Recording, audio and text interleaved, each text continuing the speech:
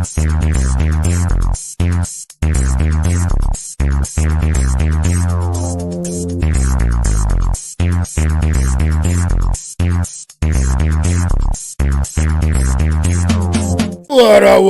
up, New York Giant Nation and football fans all over the world? It is your boy, Mac the Giants fan. I got the super dope co-host, Adam Costas, with me.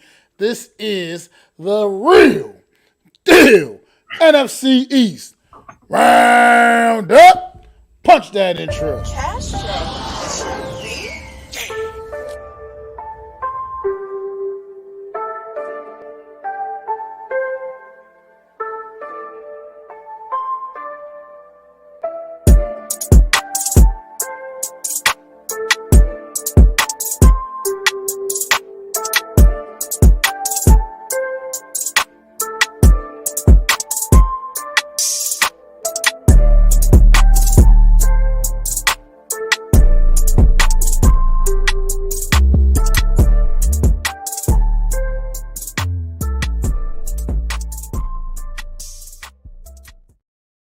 Well. Good morning, good afternoon, good evening, whatever it is, wherever you are, man. Welcome to another edition of the Real Deal NFC East Roundup, man. I got my guy Adam Costas with me, man. How you doing today, Adam?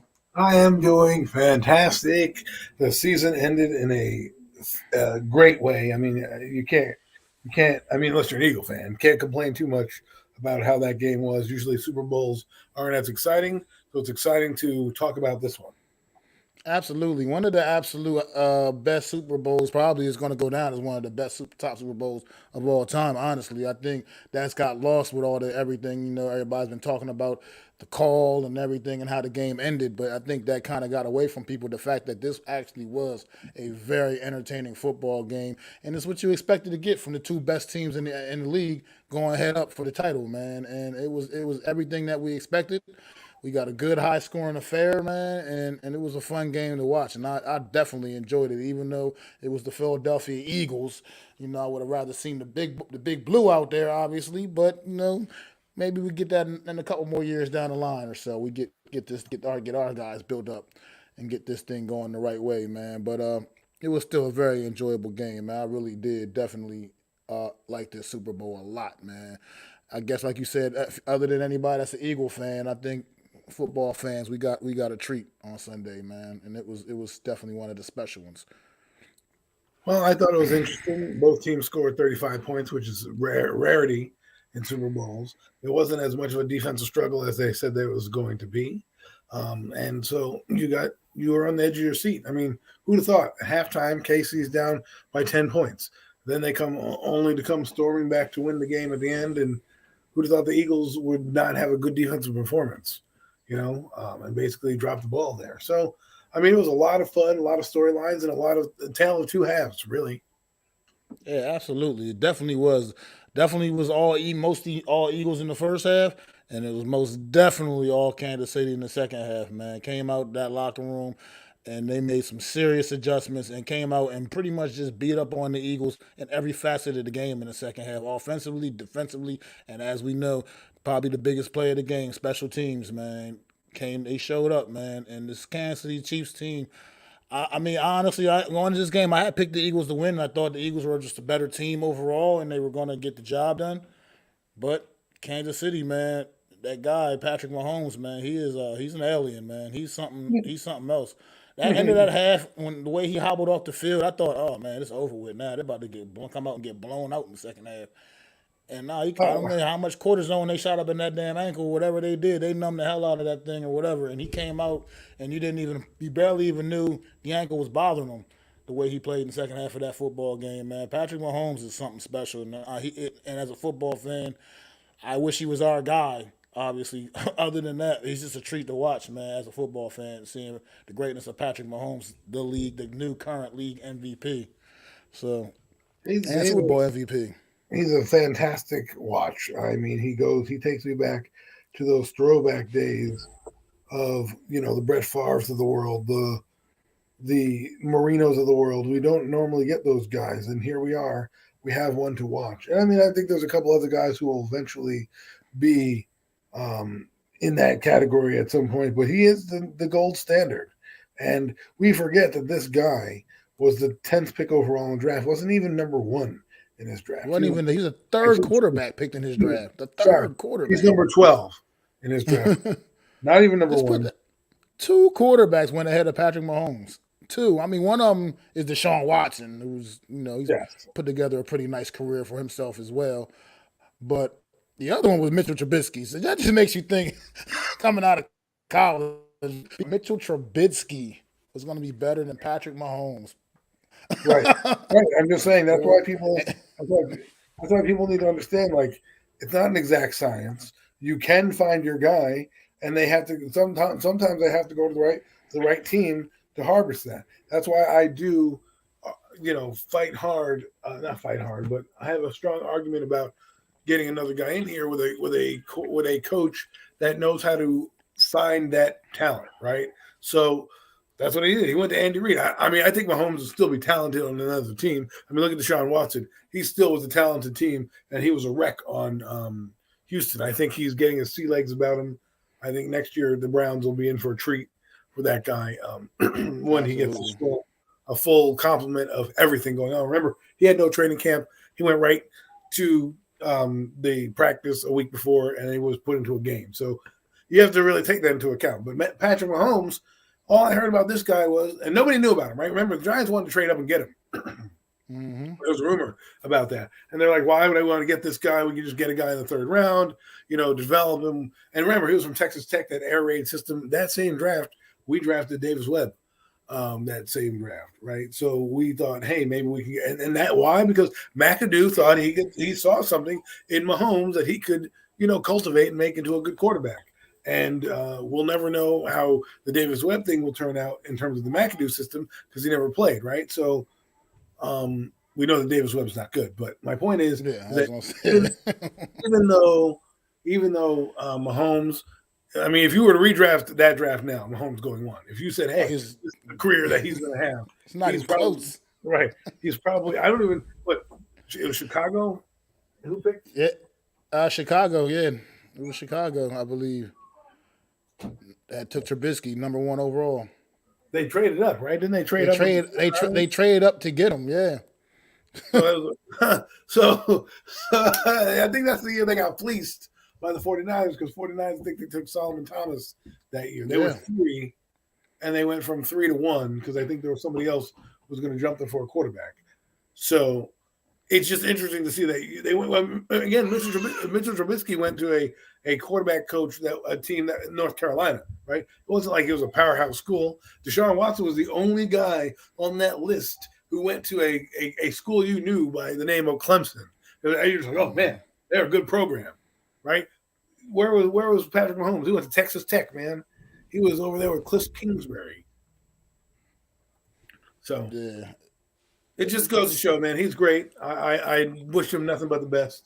Like I said, he was one of my first loves coming out in terms of how I just admire his work and what he could do and how he throws the football and the things that we take for granted with this guy. I mean, this guy has magic.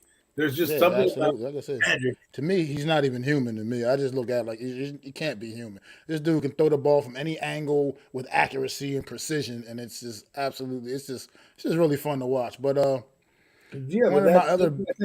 that's what I'm saying. It's like he has that it factor that nobody else has, right? That thing, that magic, that magician, that Houdini in him where no matter what, ankle's bad, the Eagles are the best team, down by 10 points, having to scrap and claw their way back into the game. And just to have his magic, that's what you look for in a quarterback. And like I said, man, he's only 27. He's only 27. Yeah, I mean, I was gonna say one of my biggest takes from this game also actually was what you just talked about, Patrick Mahomes' ankle, man, is the fact that him on this bad ankle and this Eagle front four. I thought it was going to be a long night for him, and they didn't. I don't even think did the Eagles even record a sack in this game. I don't think that they did. You talking about a team that came into this with 4 guys, double-digit sacks, over 70 sacks on the season. And they didn't get Patrick Mahomes on a bad ankle. They didn't get him to the ground one time in this game. Not once. And there's something to be said about that because I can't see his offensive line. We know they invested a lot in the last couple of years to build it back up, but it's still not necessarily what you would call one of the great offensive lines of football. And to be able to hold that Eagle front in check like that enough to keep their quarterback, protected and let him be able to still make the plays and do the things he needs that he needs to get done and get the job done was something to be said. I think that was also one of the big takes people aren't talking enough about in this football game was how great the Kansas City offensive line played in this football game. They were there were some leaks, but again, Houdini did what Houdini does best, and that's escape at the last minute. Hassan Reddick didn't have the game that we thought he would have. What's funny is they brought in Vic Fangio prior to the game to help them kind of build out their defensive game plan, and it didn't work. They didn't bring a blitz, man. I mean, I get it. You're worried about Mahomes, but T.J. Edwards was all over the field, but I never saw him in the backfield, and I didn't get a chance to rewatch it again. But it just was interesting to see. But we also have to look at the other side. Kansas City didn't really touch Hurst. I mean, he got sacked because he ran out of bounds. Ran out of bounds. Yeah, like for a yard behind the line of scrimmage. So it wasn't like a true sack. You know what I mean? Like the sack in the sense of the word, it goes down as a sack. I don't even know who got it. But it's interesting to see, again, a tale of two halves, man. I mean, second half, really what happened was the Kansas City Chiefs went down in the third quarter, got the ball back, went down and scored. And that was it. That was kind of the game right there. It's like, all right, now we're back in it. Eagles go down and get 3 points. They were held to 3 points instead of a touchdown, which I also think was crucial because if they get a touchdown there, I don't think the Kansas City Chiefs comeback is as epic as it is, right? I think they might score. They might come back. Who knows? But I think the game plan might change a little differently, and maybe we see the pass rush come alive. Instead, they kick a field goal with their great kicker. Now they're up 27-21. At that point, I'm like, Kansas City has a real chance at doing something. Then they punted the football away, right? Back play field position. Eagles went 3 and out. They punted the football away, and that's when Kadarius Toney had his plan. So, yeah, absolutely, man. Totally agree. This, like I said, I keep women. I went into work Monday morning, and one security guard guy I work with, he comes out. He's a big Eagle fan, obviously, like most people in this area that I live at is. And he comes out. He's crying and moaning. Oh, they cheated us. They call was horrible. They called that. We would have came back and won and all this. Hey, you don't know you would have came back and won any damn thing the way the second half played out. And like I said, you don't put yourself in that position. And from the beginning, that's what made you lose that football game. You lost the football game because you got flat out played in the second half. 24-11 was the score in the second half of that football game, and that is why you lost. Do not take the credit away from the Kansas City Chiefs and what they did to you. They did that to you. There's no what the referees did with one bad call. If it's like you said, it's not even really a bad call. It's just it's just the time of the call, the timing of the call. It was a penalty. It was a legit penalty by the letter of the law, by the way to rule it. But at the same time, usually you tend to let things like that slide at that point, at those kind of moments in the game. And myself, if I was a referee, we were just talking about this, like we both agree on this, I would have let it go. I let the guys just play it out. But they didn't. And it is what it is. That's not the reason the Eagles lost the football game. There's no guarantee that if they didn't call that penalty, that the Eagles are going to still drive the ball down the field and get in position to either tie or win the damn game. The way the second half played out, it's probably not even that likely that would have happened. But we don't know. And at the same time, like a couple even Eagle players, that's why I can take my hats off to the Eagle players. A lot of them have come out and said it. We shouldn't have put ourselves in that position in the first damn place. And that's just what it comes down to. You got outplayed. You got outcoached. This is a situation where you had a more experienced coach, I feel like, assert himself in second half, make the proper adjustments on this stage. Nick Sirianni's done a great job with this Eagle team, but I think this is where he showed a little chink in his armor right now. He was going against a savvy coach like Andy Reid, who just knew more of the right buttons to push second half of that game and get his team over the top here. That's just what it came down to. I mean, I'm sorry. It just gotta call it like it is. It was a great Super Bowl, and people should be talking about that. Shouldn't be talking about the damn referees or anything else, because that's not what this was all about. It was a great game, and as a football fan, I'm glad I got to witness it, because you never know when next time we'll see one as good as this one. I mean, this was literally the two best teams in the league going at it. And honestly, I wouldn't be shocked if we see this same game next year again. Because right now, until anybody proves otherwise, they're once again going to be the two best teams going into the season next year until someone proves otherwise. So we'll see what happens there, man. Well, I'd like to think maybe this might be a factor for the Eagles in the second half and why they came out flat is the length of halftime was probably something they didn't prepare for the way they probably should have. Mind you, Kansas City has been to the Super Bowl 3 times. They understand the length of the halftime show with the concert, the extended breaks. It's about 20 minutes, which is normally 12 minutes or something like that. So there's like an extra 8 minutes of time, which gives you more time to shoot up, Mahomes' leg, but also your team gets a little lethargic, right? They don't have that same, your body mechanics is off, your body rhythm is off. And I wonder if we were to talk to Nick Sirianni, if that helped play a factor in the second half of the game, because they didn't even come out in the second half on defense and do anything. They let them march right down the field, score, get right back into it. Then their offense, it looked like they needed some chance to get up, but they didn't have the same, they weren't making the same big plays as they were in the first half, where they were basically railroading the team. The Eagles also, I think, the moment was maybe a little too big for them at some points. I think Jalen Hurts never should have fumbled that football. And we'll see. We will see what happens next year. I don't know about a drop off. The guy's been there 2 years. I think people underestimate play callers and think, this guy's going to. The Buffalo Bills still are the Buffalo Bills without Daboll. Josh Allen was a little more erratic, but what can you say? It's not always about Nick Sirianni. They have a pesky defense.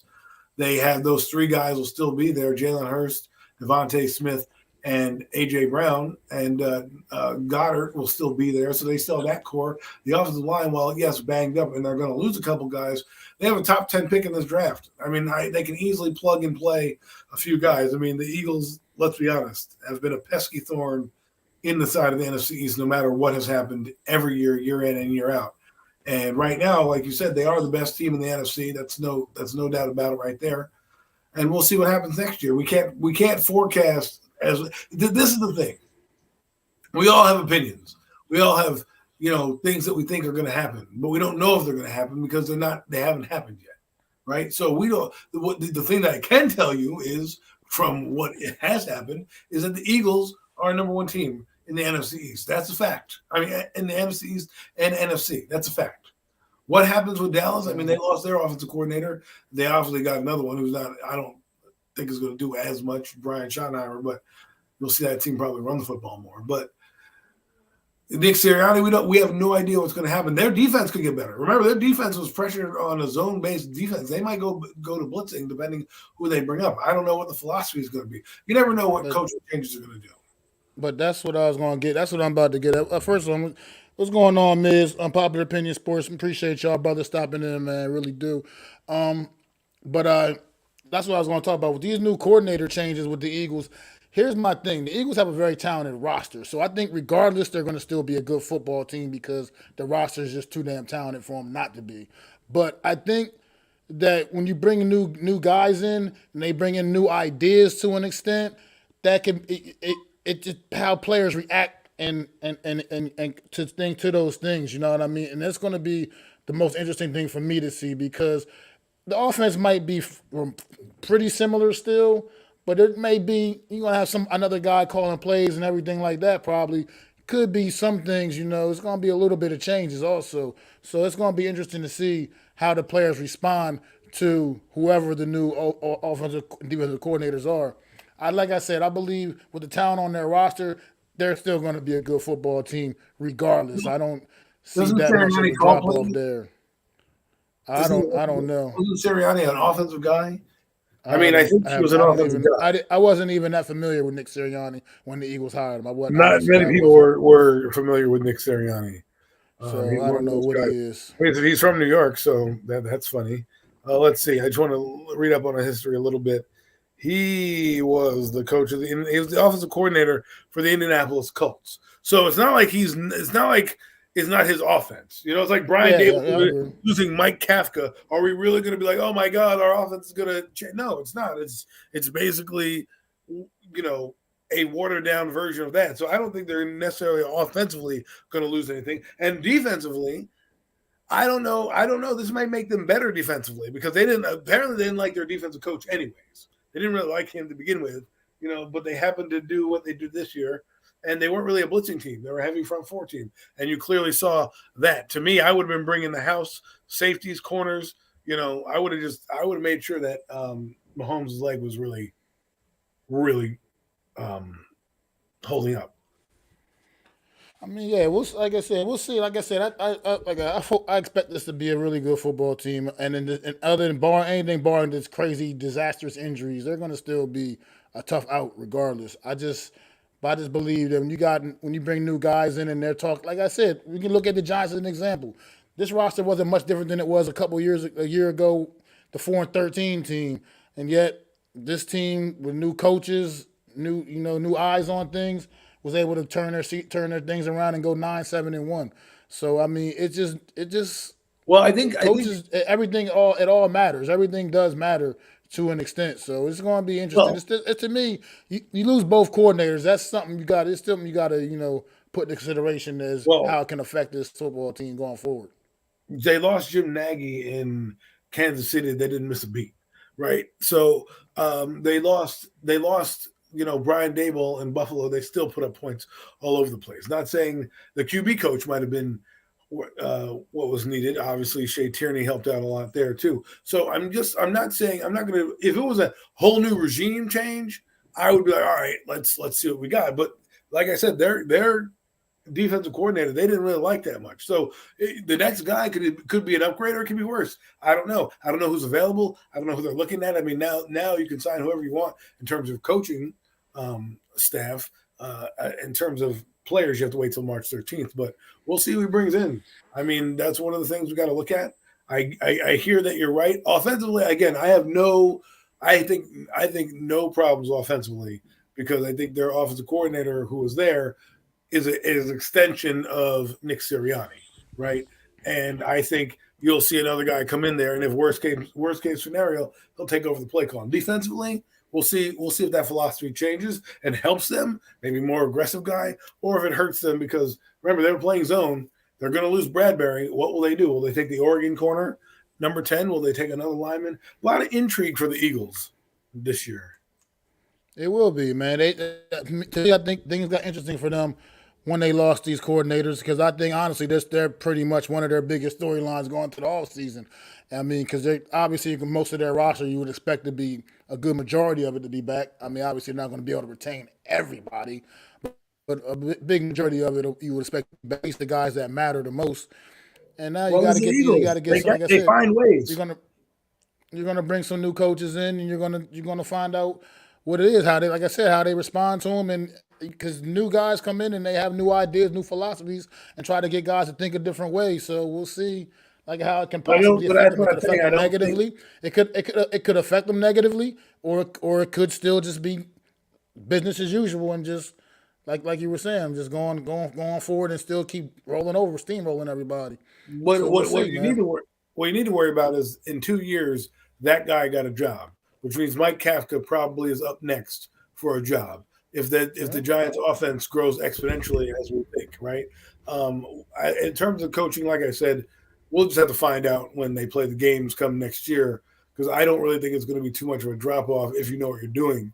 Like in terms of Mike McCarthy and the Cowboys, I think they brought in Brian Schottenheimer, if I'm not mistaken. I could be wrong, or somebody of that ilk. I don't think they're going to call the plays per se. I think that's going to be more of a McCarthy play call. Now we'll see what happens in LA with Herbert. If Kellen Moore makes a difference to put Herbert in that upper echelon, which he already is, but like that next stratosphere, we'll see. I mean, coaching does matter, but I think a lot of what I've seen from these offensive head coaches is that they know how to interchange and make these moves because they have to assume that these guys are going to be let move on, right? Defensive coordinator Wink Martindale, he's old, right? He's not going anywhere. If he was D'Amico Ryan's age, we'd have something to worry about, but he ain't going nowhere. Kafka next year, if the Giants have a 9-win season or better, he'll be headed out the door next year.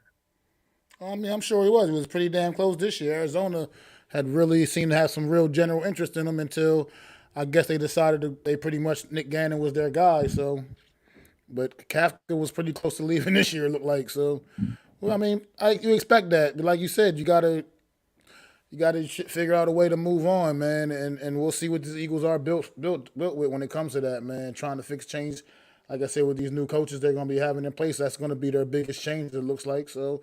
We'll just see how they do with that. Well, the But thing is, like with Dallas, like they're losing Kellen Moore. All right, let's see. Let's look up. Let's get the actual. This is the age of the internet. It's not like it's 1995 where we can't look things up, or we have dial-up. Kellen Moore. All right, Dallas OC. Who is Dallas's OC? He went to the Chargers. I'm just looking to see if I can find who who is the coach right now. It's kind of funny. He moved up Kellen Moore from quarterbacks coach. He probably should have stuck with it. Ever since he moved to offensive coordinator, Dak Prescott hasn't been the same guy. So we'll see what happens in Texas. Sorry. Front office, scouting department, head coaches. Yes, Brian Schottenheimer is the offensive coordinator. The quarterbacks coach is vacant. The running backs coach is vacant. Not that it matters, but he is now the offensive coordinator. Remember, he was last offensive coordinator with the Jets, St. Louis Rams, Seahawks, and he was currently the passing game coordinator with the Jacksonville Jaguars. So we'll see what he does. And he was an analyst with the Cowboys. I didn't know that. We'll see what he does for Dak Prescott, because clearly Dak Prescott, something went wrong. Now, I don't know if the thumb injury was a reason for his downward spiral. If the true colors are coming out, I have no idea. But we'll see. We will find out, because I don't think Nick Sirianni is a bad coach.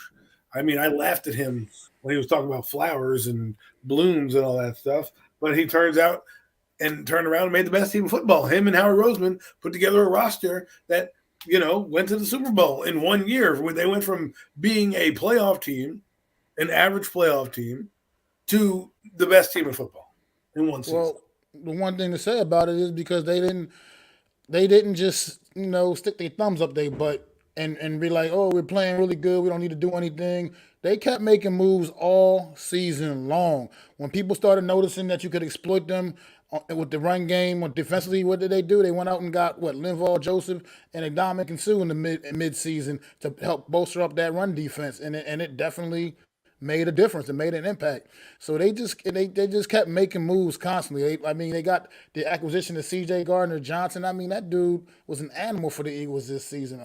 Picking up James Bradbury, who people were sleeping on, was second team All-Pro this year.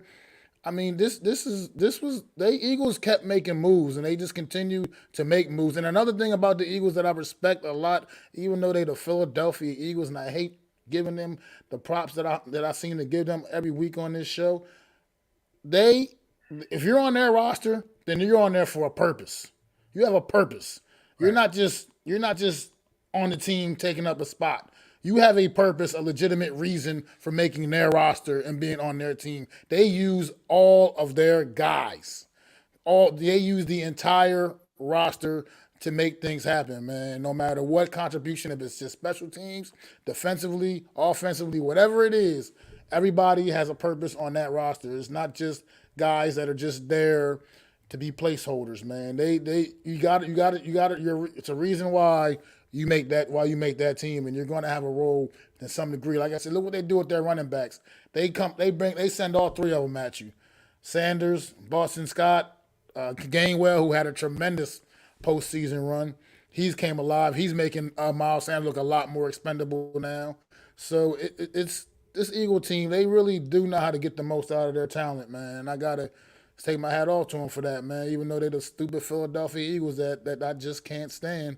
Team that's been a thorn in my side my entire life as a Giants fan, but they seem to know how to do it the right way. Everything but win Super Bowls, apparently. So can't have them all. Can't win them all. I guess they need Nick Foles to be their quarterback. We'll like I said, we'll see what happens with the Eagles. I don't think they're going away. Nor do I think the Cowboys are going away, because again, another season. We don't know who's going to sign with where. We don't know what money they're going to pull out of their ass. Remember, again, they have a top 10 pick. which is kind of insane when you think about it. This is why the Eagles are always good every year because they find a way to get draft picks. They find a way to trade guys when they need to trade guys, like Carson Wentz, like Nick Foles. They get rid of guys and they keep moving on, keep guys, put guys into the pipeline.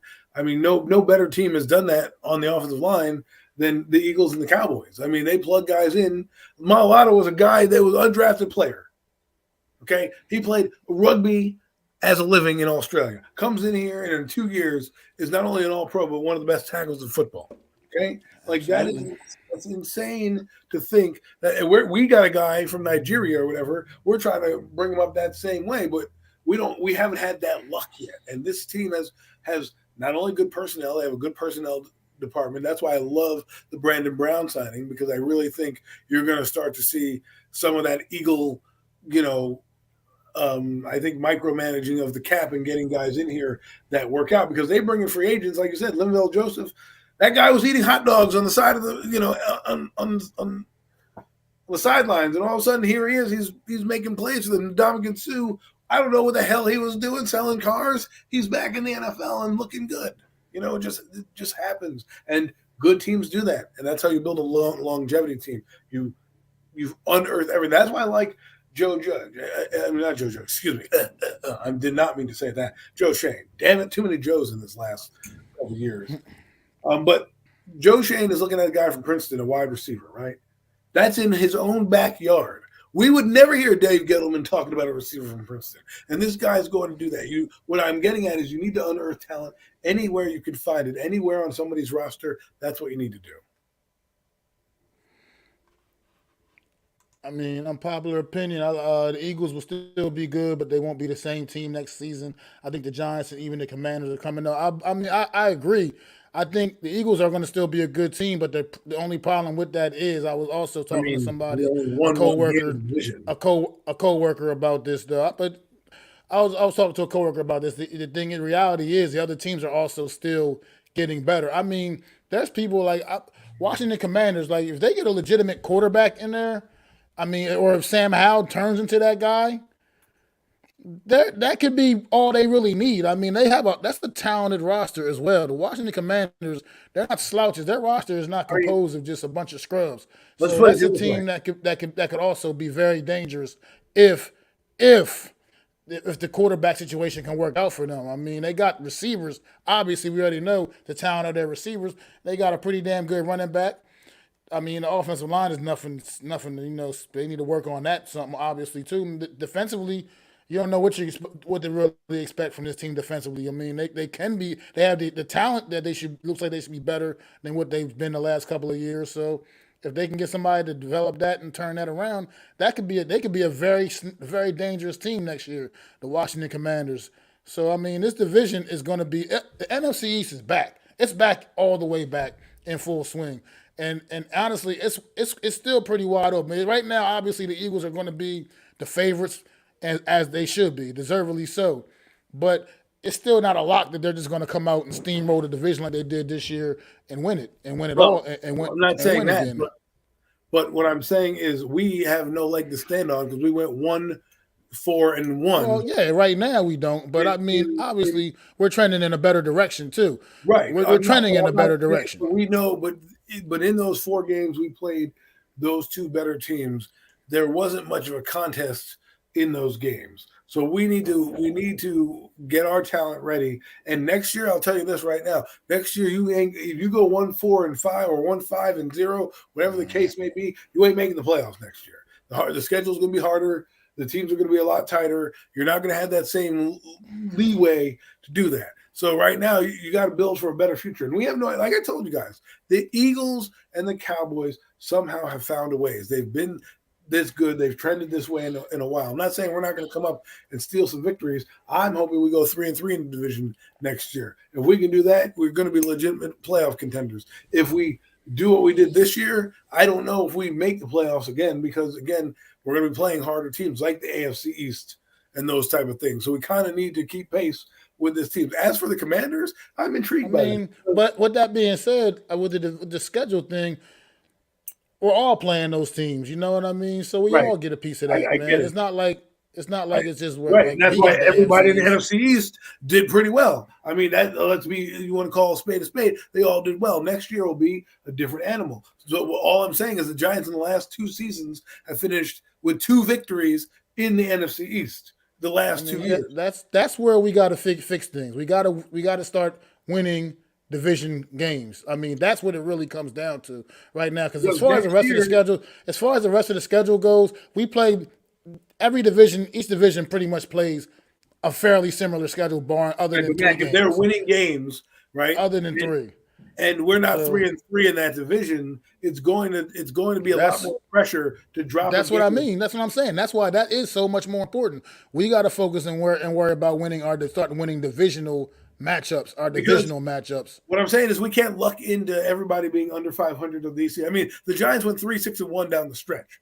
All right, it's not like we were gangbusters next year. So we need to figure out how to keep those winning waves up. And if you're putting yourself behind the 8 ball by going 1-5 or 2-4 in the Yeah, division down the stretch, when but those, because let's say you play Buffalo to get in, it may not be playing the Colts next year to get in. Right, so you want to be able to put yourself in a good position. The way to do that is be at least 500 in the division. That's all. I agree. I agree 100% with that. I agree 1,000% with that. That's what I'm saying. We feel that looking at our schedule, we all play the whole West, so it's like playing NFC Right, West, right? everybody, Yeah, the and like NFC I said, West, that I believe. contributed. And That contributed to and everybody and doing and better then and because of then the there's league. those few different games. Then we all have those few different games. Like you said, for instance, the Eagles are playing the Kansas City Chiefs next year. We're playing the Raiders. You know what I mean? Whereas and the Eagles are like playing the who else from the NFC South, I think, or something like that. I think they're playing Well, whatever NFC South bumblefuck is the team Tampa from Bay, probably. Tampa Bay. They're playing Tampa Bay where we'll be playing like Carolina or something again, I think Right, maybe. Or but or New again, I mean whatever or New Orleans, whatever. But it's just that's what I'm saying. So those things well the schedules to me it like you just said, it comes down to the division. That's what it comes down to. I don't care right. about the rest of the schedule and how I hard get, the I rest get, because we're all it's all equally as hard for everybody. We're I we get, I get what I'm it saying, but what comes down to the division. I guess what I'm saying is that last year the strength of schedule for the entire NFC East, which is exactly what I was referring to when I said schedule, was very weak. That's why they all did well. Next year it's going to be probably a little bit more contentious. I don't see a team winning 13 games in the NFC East, probably 12, but I don't know if they're going to be the 13-3 team. So what that means is for me, the goal coming out of next year is be 3-3 in the division and let the chips fall where they may. Because at that point, you have your legitimate shot at possibly making it. We lucked out because the team below us, the damn Redskins, were worse at beating these bad teams and didn't usurp us, right? And we happened to luck out because these other teams like Detroit um, faltered down the stretch. So I'm just saying, for me, the Giants have to be, I believe in my heart of Yeah, but hearts. that's what the off season's for. This off season, another off season for Joe Shane and company to improve this roster because right now I believe that right now is what's holding this giant team back is just there's not enough talent on this roster. So it's up to them to get more talent in here and make this a more competitive roster that can go out there and compete with the better teams in this league. And I think this offseason we still might not get all the way where we need to be, but it'll still be another step better. And I believe we got the good coaches in there that obviously coached you look at the New York Giant roster. I don't think there's a lot of coaches that would have been successful with coaching that roster. I just don't think there is. That's something to be said about Brian Dable as a coach, as a coach of this team. And in another off season, you add some more pieces. It's still like I said. I'm not saying we're going to be right where the Eagles are right now, but we're going to still be a little bit better and just keep chipping away at it. I never said we It's the weren't going to be better. process. It's the I didn't process. stop saying that. I assume everyone is going to get better in the NFC East. I mean, And also for what it's worth, we don't know how good anybody really is going to be. It's like this season. Nobody thought Green Bay was going to just kind of fall off that cliff this season like they did a little bit. No, but people thought they were still going to be a damn good football team. So you just never really know until they start playing these games in September again. And what's going on, Coach Ed, man? Thanks for stopping in. Appreciate it, bro. So that's another thing why I don't really worry too much about the schedule stuff because you just don't know who's going to really be good and who's not. Expected a better Tennessee Titans team this year than what you got. You know what I mean? It just you just don't know. But everybody beat the Titans minus the Redskins. And I think did the Cowboys lose to them? I don't know. I think everybody beat the team. I mean, yeah, it's not about who's on the schedule, it's about when you play them, right? I understand that. All I'm saying to articulate my point was next year is a different year, and I don't think you can do the same record you had in the division and still be able to be a legitimate Well, playoff contender. as a fan, I can't think that we're going to go out there and be 1-5 right, or 1-4. I just you're right. That's not going to get it done. Obviously, that's not going to get it done. That's not a recipe for success. And that's definitely like you said. I'm not I mean, like disagreeing with next your year, point. last year I'm they not. didn't expect us to do that either. I'm not disagreeing with your point about the division, the importance of the division games. I'm just saying, I can't. I'm not sitting here expecting us to do that. I'm expecting us to be better in the division and win more divisional matchups. Hopefully, it does work out. Hopefully, we can be at the very least 500 in the division. That's what I'm I saying. agree with that. I agree with you in everything that you're saying. I'm just saying I didn't expect us to be 1-4-5 or whatever the hell we were in the division again. So we have to worry about being at least 500 to get, because I think like I said, because of this, how the last year seemed to be an anomaly in the NFL. The good teams were bad, the bad teams were good, and a lot of things happened in between. I don't know what's going to the NFL has become a year-to-year league. Right. So I'm just hoping that next year we put up better showings in the game, because I don't care about beating the Commanders twice. I don't care about that shit. They haven't done anything to hurt us. The two teams that hurt us every year have been the Cowboys and the Eagles. And right now they're going to get better as well, and we're not on that level yet. So I'm just hoping that we fall in between and maybe split with each one of these teams, so that at the end of the year, next year, we're going to still be fighting for a playoff spot. Because I'm saying right now, if we're 1-5 or 1-4-1 like we were this year, I don't know if that'll be enough to push us over the top. It most likely wouldn't be, and that's why I'm saying I'm not going in expecting that to be the case again this year. I got to be more optimistic, and just can't expect that to be the case, because I feel like we are going to be an improved football team, and I don't expect us to just be 1-4-1 in the division. Again, I just can't expect that, because I expect us to be fielding a better football team next year than what we did this year. I just feel like it would be a disappointment if we go into the season next year and all of a sudden we're still like just the same guys we were this year. I expect improvement, and that's one of the main areas right there where I expect to see improvement, is taking on our division rivals and being able to compete a lot better with them. I'm not sure I'm going to say quote unquote improvement. I'm going to say they break even and they win 9 games. I'm not sure if that gets them into the playoffs next year, but I think that's where they are in the rebuild in my eyes, is because they're going to be, gaining players, losing players, but there's going to be different things that happen now. Not everyone's going to be the same. The turnover, like right now, they have like 30 guys under contract on the roster. They're going to have to get to another 60, but that's not counting the 10 or 15 they signed in futures deals. Those things haven't come across the desk yet. So we'll see how this offseason plays out. I mean, they got 10 picks coming in. They have some cap space. We'll see who they bring in. I mean, they need a number 1 corner, a middle linebacker, and we might need to replace Julian Love. Who knows what's going to happen year in and year out. It's just right. That's the beauty of it. That's why I'm getting geared up for this offseason process, man, because this is going to be a big one for the New York Giants. I mean, we came in, had a pretty successful season, all things considered, and now expectations are a lot.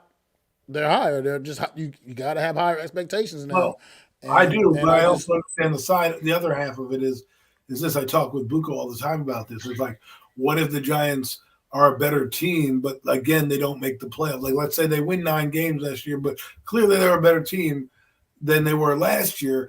Is that a disappointment? Yes and no. Yes, it is a disappointment, because you should be past the wild card in the divisional. Now your goal should be the NFC Championship game.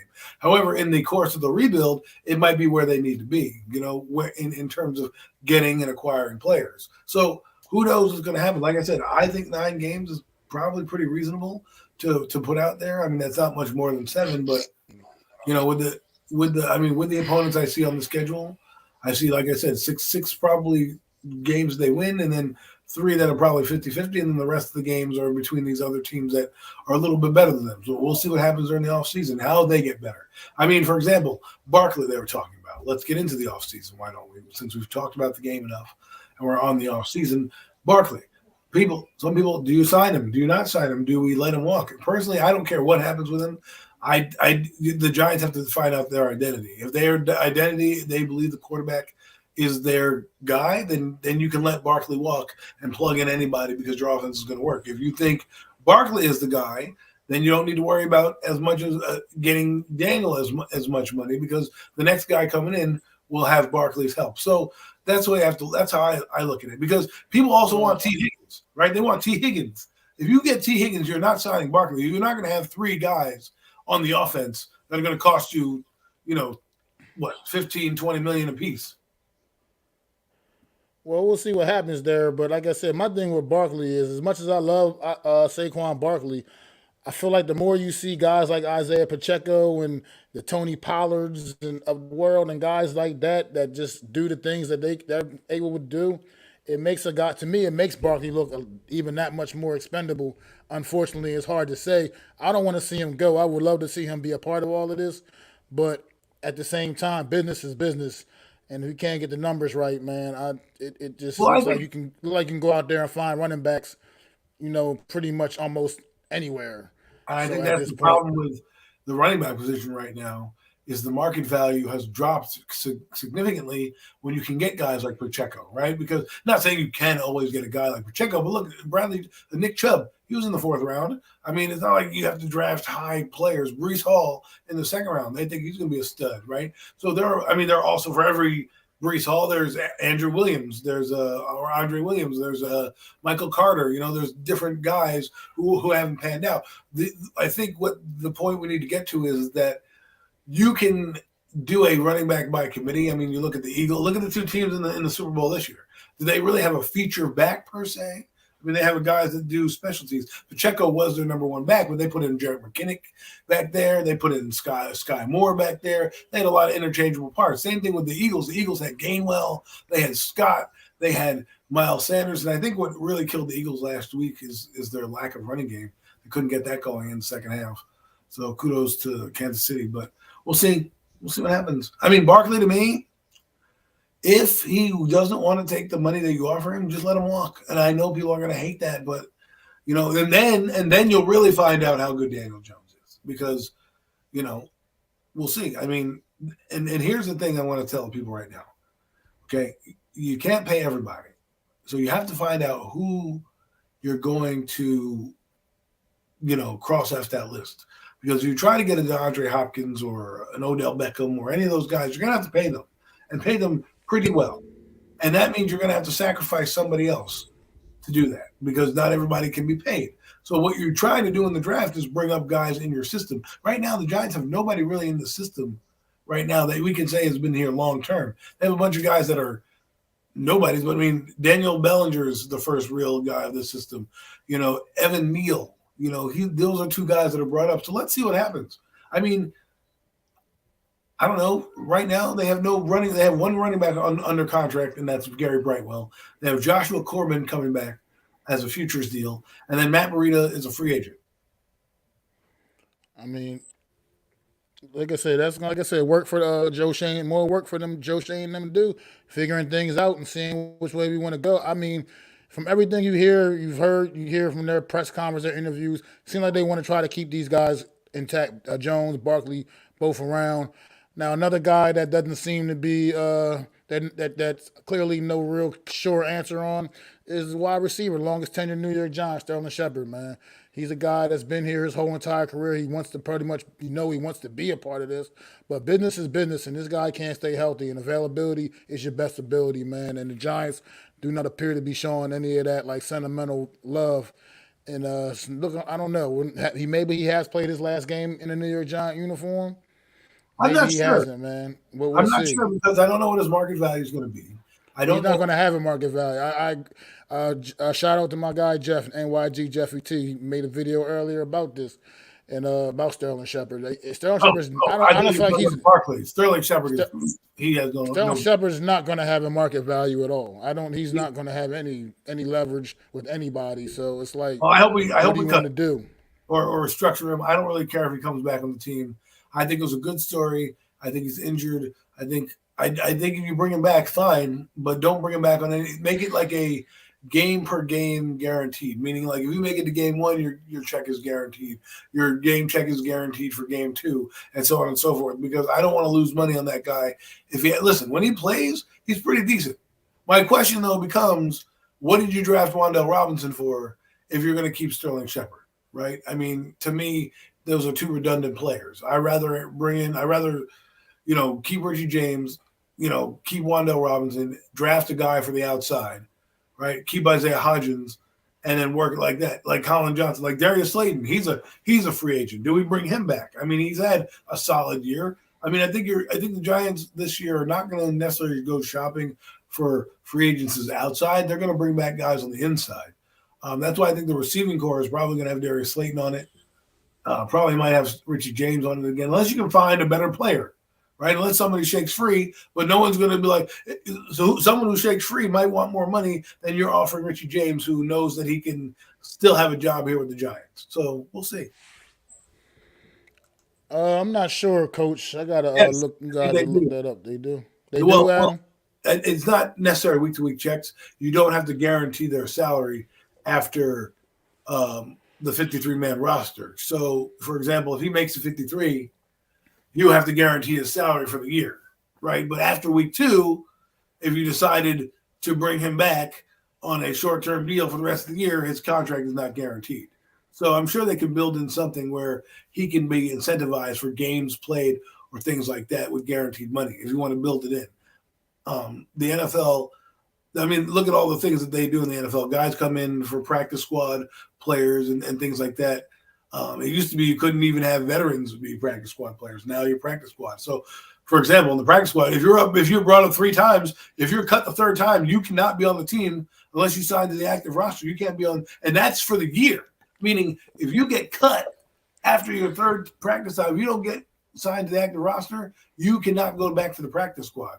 And with the CBA, they had that rule in the second week is non-guaranteed money. For me, I don't want to lose money on this guy if he makes the team. I'm going to put something in the contract where he's going to make all his guaranteed money if he makes this amount of games. I'm sure they can make it incentive laden to where he can do that. But for me, you were a cheerleader. It's good. But sometimes you need to move on. Sometimes you just need to say, hey, listen, time to move on. Just fresh blood in here. I love Sterling Shepard. I think he's a great ambassador for the Giants. I think he's done great work for them when he's been on the field. He has a rapport with Daniel Jones, and I'm not trying to strip Daniel Jones of a talented player, but I just want to bring in more guys in the system. Bringing in Shepard is like bringing a WWE Hall of Famer back. You're pushing someone down the roster to bring in somebody else for what, right? For what is he going to bring to you? I mean, my only thing with Shepard is that he's just when healthy, he's always been a reliable guy. I mean, and it just and that, like you said, I'm curious the impact he could have had in this offense with the as the season developed if he hadn't got injured. I mean, we'll never know because we didn't get to see it once again because he was dealing with a season-ending injury. So it's just like that's my only frustration with the guys right now.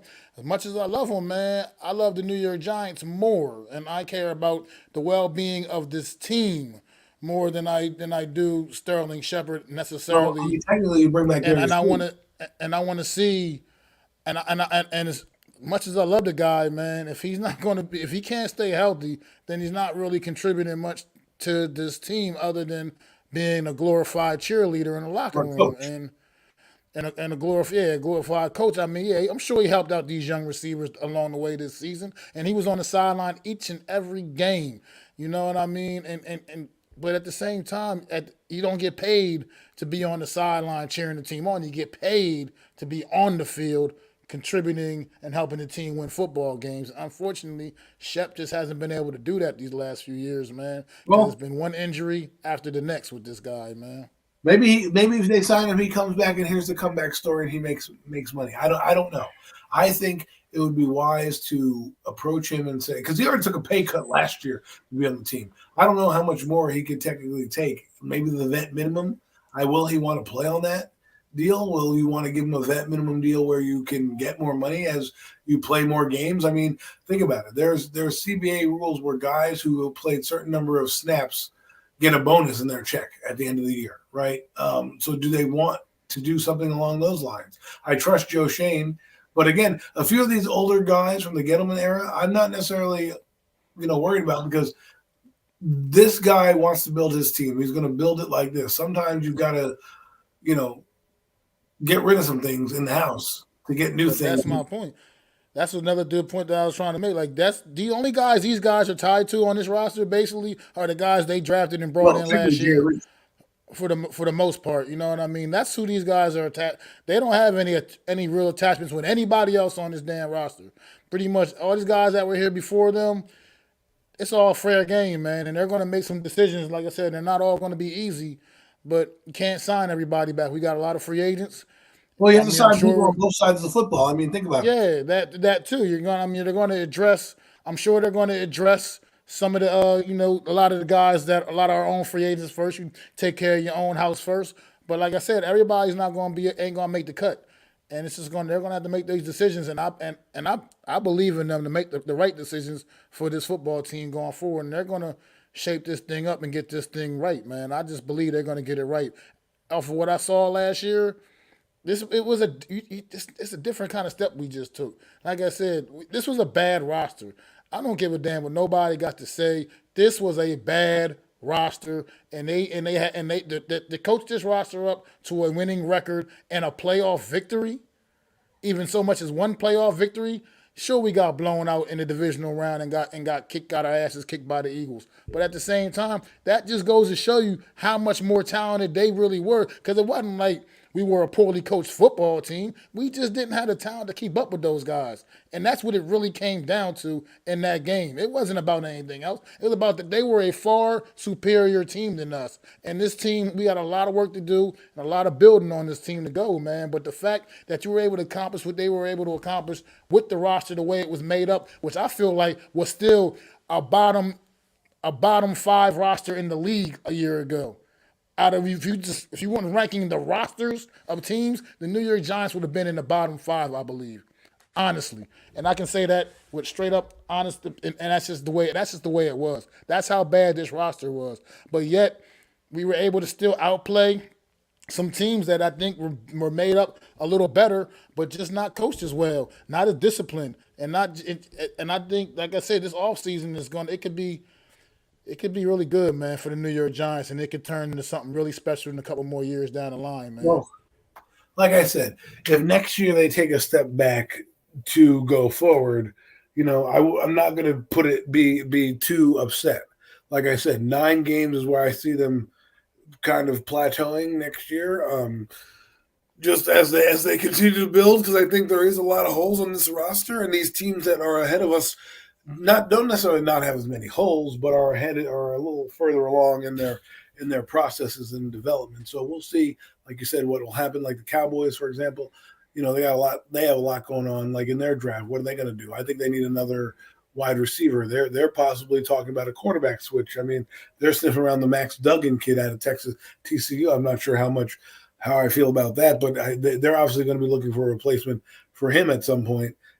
It looks like, and they're always dysfunctional. But we'll see. Sam Howell, how does he develop? I don't know who their offensive coordinator is. I know they fired Steve Turner. I don't think they've hired nobody. Have they hired anybody yet? I think they're still. I haven't looking to heard. hire I someone. can look it up, but uh, that's one of those things where we'll see how good. All right. Let's Um, change gears a little bit. Let's change gears a little bit. Let's talk about the Cowboys a little bit. They got some issues of their own. Like you said, quarterback.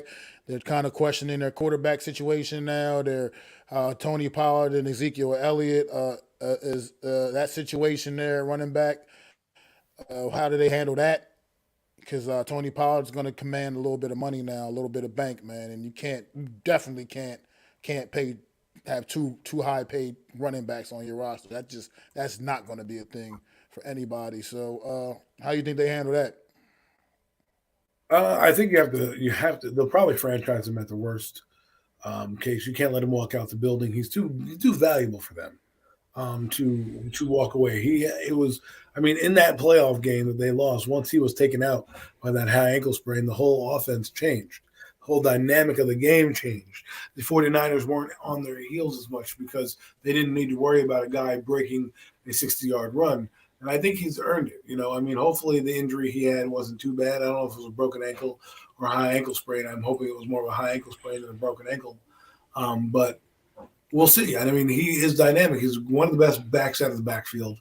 I think what they have right now with Zeke Elliott and Pollard is a good two back combination. I think they don't necessarily, they probably shouldn't pay Zeke Elliott that much money, but I think they need a back like him to kind of spell Tony Pollard, because what I think you do with Pollard is you do subject him to too many hits, but he does do things that guys like Barkley can't do. The line up as wide receiver and take it to the out. Barkley can do that, but I mean, in terms of their overall athletic ability, I'm throwing the ball to Pollard a lot more. That's just what he's done. Last year I think Barkley could have been utilized there, but he wasn't. But I think Tony Pollard really stepped up, and I think if I'm the Cowboys, I'm building my future around Tony Pollard. He's more explosive. He gives me most explosive in the run game and the pass game. Like, it's both, not just, get a big run here and there. You can get a screen pass. And he basically flipped the field for them in a lot of games. So I would keep him. I agree. I definitely agree with that. Tony Pollard to me right now, he's a home run hitter, man. They can't let him get out the building. They would be foolish. And the only way I see that happening is if somebody just throws a bucket load of money at him, which could possibly happen. The NFL free agency is a beautiful thing, man. It's crazy. You never know what to expect, what's going to happen, man. One of those, a team like a Buffalo Bills or something might say, you know what, we Well, I really mean, need a guy like that, man. Just go ahead and give him the bag. You know what I mean? So what we about a just team like the Chargers, right? The Chargers got Kellen Moore. I don't know what their financial situation is. I don't know if they like Austin Eckler as much as we think they like Austin Eckler. They just had hired Kylan Moore. Why wouldn't if I'm a smart GM and I'm a smart person, I go to Kellen Moore and say, hey, listen, Tony Pollard's available as a free agent. What can you tell me about him? Right? Because imagine that guy on that team with those weapons and that quarterback. I mean, that is something that is a sight to be seen. Now, I don't think they're going to be able to pay him. They just paid Mike Williams, and they're going to pay their quarterback. But just look around the league and see where he might fit. That's all. I mean, I don't have the list in front of me. I know there's a list of 100 free agents. I think I just saw that. Let me see if I can find that, pull that up, and we can see where he ranks on that. but also, I mean, they're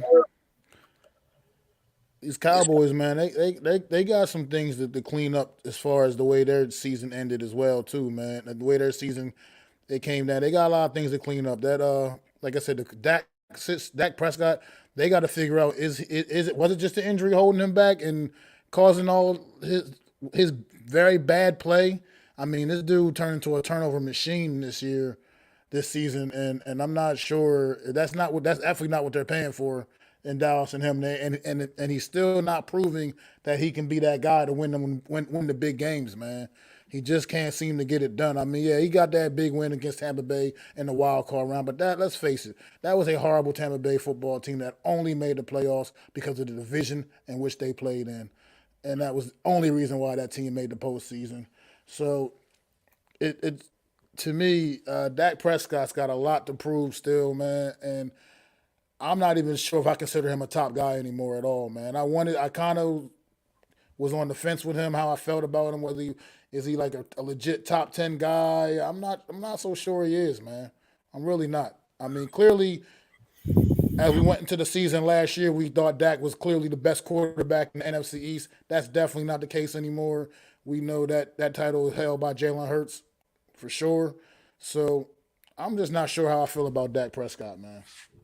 Well, I don't know why the sudden turnaround, the sudden failures and turnovers, because he's not normally, it's uncharacteristic of him. It's not uncharacteristic of his turnovers. I think I was in a discussion with somebody. It was Cole Cowboys. We were talking about it. It's uncharacteristic for him to lead the NFL in interceptions. However, his interceptions have always been costly ones at this time. Now, I don't know if firing Kellen Moore is the reason. I think that's what they're blaming his regression on. Must be Kellen Moore, and we'll find out next year. I don't think he's going anywhere. I think that last season was an anomaly for him. Like I said, there was a lot of stuff that happened last year that was kind of wacky that doesn't normally happen in the NFL that we all predicted was wrong, right? So I'm not making too many predictions this year, but I think he'll have a resurgence next year. I think what the Cowboys are going to need to do I is think they're going to need a receiver on the outside. Well, that's it. So I was just going to say, I think that's what people are underestimating the loss of Amari Cooper to that Dallas Cowboy offense last year. I think people are underestimating. Amari Cooper had a really damn good year in Cleveland. He's a good receiver. He was a big loss for the Cowboys offense. Whether anybody, I mean, CeeDee Lamb still stepped up, showed he could be a number one guy and I think all they that need good a stuff. legitimate number two. I But think that's what they it's need. a difference when you lose a guy like Amari Cooper, because that was a situation where they pretty much had two number one guys at their disposal, a la the Philadelphia Eagles, and you let one of them go because you just thought you could get away with that shit, and it affects everything. It affects Well, everything because they around you. The couldn't pay him quarterback, because they were paying Dak and Zeke, so the they quarter, had to cut the the losses. quarterback play regressed. The quarterback play regressed. I mean, I felt like a lot of times Dak was out there literally just forcing passes to CeeDee Lamb. So it just, I don't. Well, he did. I I think he mean, didn't have a second receiver. I think that's what they're going to need to look at. I don't know who they're going to pick up in free agency, but I think they're going to draft a guy and pick a guy up for him because I think that's what they're lacking. They also have they draft pretty well too. They have a pretty good draft record. I think they'll draft offensive linemen. They might draft Will Anderson or one of those edge players because I know they need more edge players with Micah Parsons because I think what happened was they kind of lost some steam going forward with that pass rush when Parsons was in and out of the lineup. I think they need to get him another helper. I think defensively they're going to be pretty strong. Dan Quinn hasn't left, so I think they'll be pretty strong on that end. I really think they're going to need to bring in a second receiver, and I think something happened with the offense because the year before they were a dynamite offensive team and their defense was lacking. This year they were a dynamite defensive team and their offense was lacking. So I don't know if that's just the head coach. I don't know what's going to happen. But the Cowboys, again, will probably be in that 10 to 12 win range. And it will really – because right now their expectation next year has to be the NFC Championship game, right? Because they were in that game with the 49ers until that 4th and 5 where they really lost the football game. And, of course, the interception that Dak Prescott threw. Again, I don't know what happened. I think it was the injury that affected him. Hell, it could be maybe Dak Prescott's eyesight is a little off. Maybe he needs glasses or maybe he needs laser eye surgery because that's what happened with Jameis Winston. Remember, he had 30 interceptions that year, and he said the reason why was because his vision was blurred. So maybe something happened along those lines. I don't know because there was games where there was moments in the games for the Cowboys where he looked absolutely brilliant. And then there's these boneheaded plays where you're like in the Giant game, basically kept them in the like if he doesn't throw those interceptions, the game's a blowout if he hits CeeDee Lamb here and there. But he just looked out of sync all season. But then he'll have a brilliant game against, the Vikings where he just unloads on the team. Well, I mean, it seemed like everybody unloaded on the Vikings after further review. That defense was absolutely pathetic. Well, what I'm saying is right. But I lost my train of thought. Jekyll and Hyde kind of quarterback. But the thing with Dak is my biggest beef with Dak is the fact that it's just when it comes down to the big ones, man, when you really need that big win, it's like he just always is going to let you down, I feel like. And that's been the story of his career, in my opinion, man. He can't seem to get you over the hump when it really matters the most. Well, it was Walter Payton Man of the Year, so it was that. I mean, but that's not nothing to do with your play on the field. I'm just saying, I mean, maybe he was a little too busy with all the fundraising stuff. You know what? I'm stuff like that. Maybe he was. I don't know. I'm going to take a page out of your playbook here, and I'm going to do this. I'm going to say, I don't know if the Tiger has changed his stripes, so to speak, because just because Daniel Jones had a good year and Dak Prescott had a bad year doesn't mean the trajectories are different. This guy's produced in this offense for a while. We'll see what happens this season, and we'll find out if it was one of those fluke things or if Dak Prescott has lost something. But again, he had a 2-to-1. He almost had a 2-to-1 touchdown ratio. He did have some good games when he was in there. He led the league in receptions, but some were tipped. I'm not trying to give him excuses, but I'm just saying we'll see what happens this year. I don't know if it was injury related, if he just fell off a cliff. Because Russell Wilson, do I think Russell Wilson's as bad as he played in Denver? I don't believe so. I don't believe Russell Wilson just fell off a cliff that badly. I don't. No, we're definitely getting to that more in the offseason. Russell Wilson, I think, is still a legitimate quarterback in this league. I just think he was poorly coached, and as you see, Denver cut ties with that coach immediately. What's going on, Jeff? What's going on, Randy? Thanks for stopping in, fellas. Really appreciate it, man. But one more. Let's change gears a little bit again, real quick, and go to Washington a little bit with the Sam Howell thing, man. You think it's premature? You think it's a little premature? Pretty much naming him your starting quarterback without even maybe seeing about trying to get another guy in there? Do I think it's premature? I'm not really sure because he also said, Ron Rivera, on Good Morning Football, that right now Sam Howell's our starting quarterback. We believe in him. What I think it does is alleviates the. Thank you, Jeff. What I think it'll do is this, right? You already know who the starting guy is. You don't need to have a controversy. You don't need to pressure yourself in getting a quarterback. You can let the things come to you, right? And I think it's a good move right now. Now, if they draft the quarterback in the draft and he, leaves Anthony Richardson or something like that, then I'm sure he'll change his tune in training camp and says, "May the best man win." I mean, I think he's a starter for now until they either find somebody better or if someone takes the job from him. I mean, what worse can he be than the last quarterbacks that they've had over there? He was a better passer than most people give him credit for. He'll do exactly what they need to do. He runs the football. He did actually hype them up in the last game where he played well. I mean, remember, I'm not trying to compare him to Mahomes. Mahomes played 1 year. The next year he came in and played pretty well.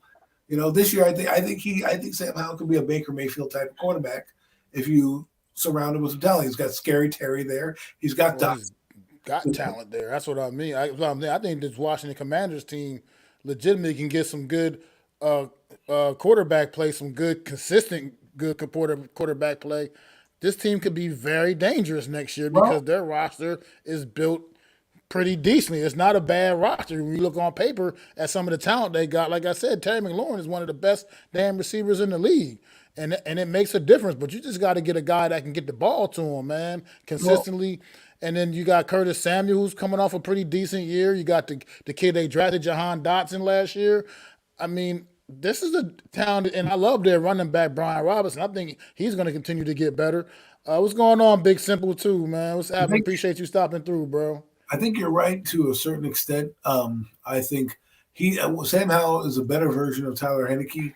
Like, if you liked what Tyler Heineke could do, Sam Howell has a stronger arm, a little bit more mobility, is a little younger, and you saw in that game against the Cowboys at the end of the year, like, it's not as bad as you think. He's got, like, people don't realize, and he was considered the top quarterback coming out a year ago, a year prior to last year's draft. When they were doing the quarterback things, they were saying to you, "Oh, Sam Howell's going to be the number one quarterback," and he fell off not because of him, but because they ran the football more in North Carolina. And they also lost a couple of receivers, Diami Brown, and then a few other guys as well. So he didn't play as well. Now everyone's going to forget about him because that kid Drake is pretty dope. But for the Commanders, I don't think it's bad. I mean, what can you do? There's not like free agency coming in, right? They're going to they might be getting Greg Roman as their offensive coordinator. So this is the last-ditch effort. Ron Rivera is probably just going to fall on this sword. He's probably going to, I mean, let's be honest. He's probably getting fired next year. I mean, if things fall apart, I mean, I think he would. But like I said, I just believe this team could be sneaky dangerous next year. This is what I mean. This team is not, I don't think, that far away from being a really good football team. Like I said, they have some key pieces in place, man. And I feel like if they get some good, consistent quarterback play and that defense comes back to life, Watch out, man. Watch out for the Washington Commanders, man. It could be that's I'm gonna be curious, keeping my eye on them this offseason, seeing what kind of things they're doing, what kind of moves they're making, because this team to me, like I said, it's NFC East this whole year is NFC East, man. Only team in the league, only division in the league that didn't have a team under 500. Nobody in this division is that far away from being like some like a team that you have to respect, man. And I think they're one of those teams, the Washington Commanders. They could literally. I wouldn't be surprised. I'm not sure if they're ready to leapfrog the Eagles necessarily, but I wouldn't be shocked if they leapfrog the Cowboys and the Giants. To be honest, with good quarterback play, man. So this team is constructed pretty well. And then we're going to see, and if they Well, get that all the distractions from the owner situation out of the building, they get all that situated. Team could be off and running as well. I think Ron Rivera is in a quagmire situation, right? He went to the playoffs his first year with a broken down quarterback in Alex Smith and Tyler Heineke.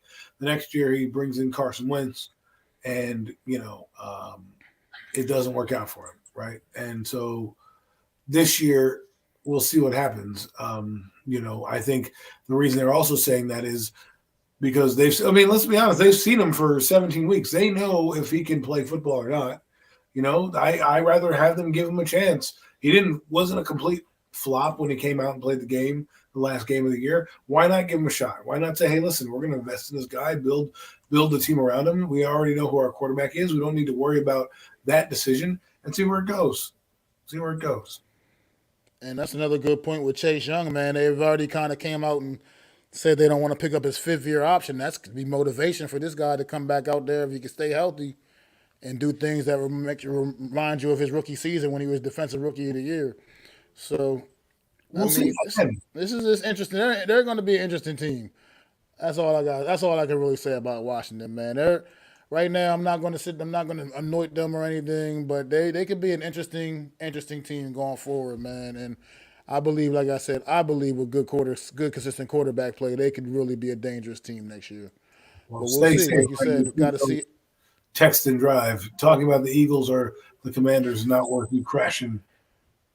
Yeah, I appreciate it, Randy. But yeah, definitely keep your eyes on the road, brother. Just put us in your car, but you don't have to type. We'll see, man. Again, it's an intriguing off season this year because again, we don't know what's going to happen when the regular season kicks off, right? This is the first off season in a long time where all the teams have been fairly good and they can also do certain things in the offseason. They all have cap space, all have money, drafted somewhat well. John Dotson looking like he might be a good player.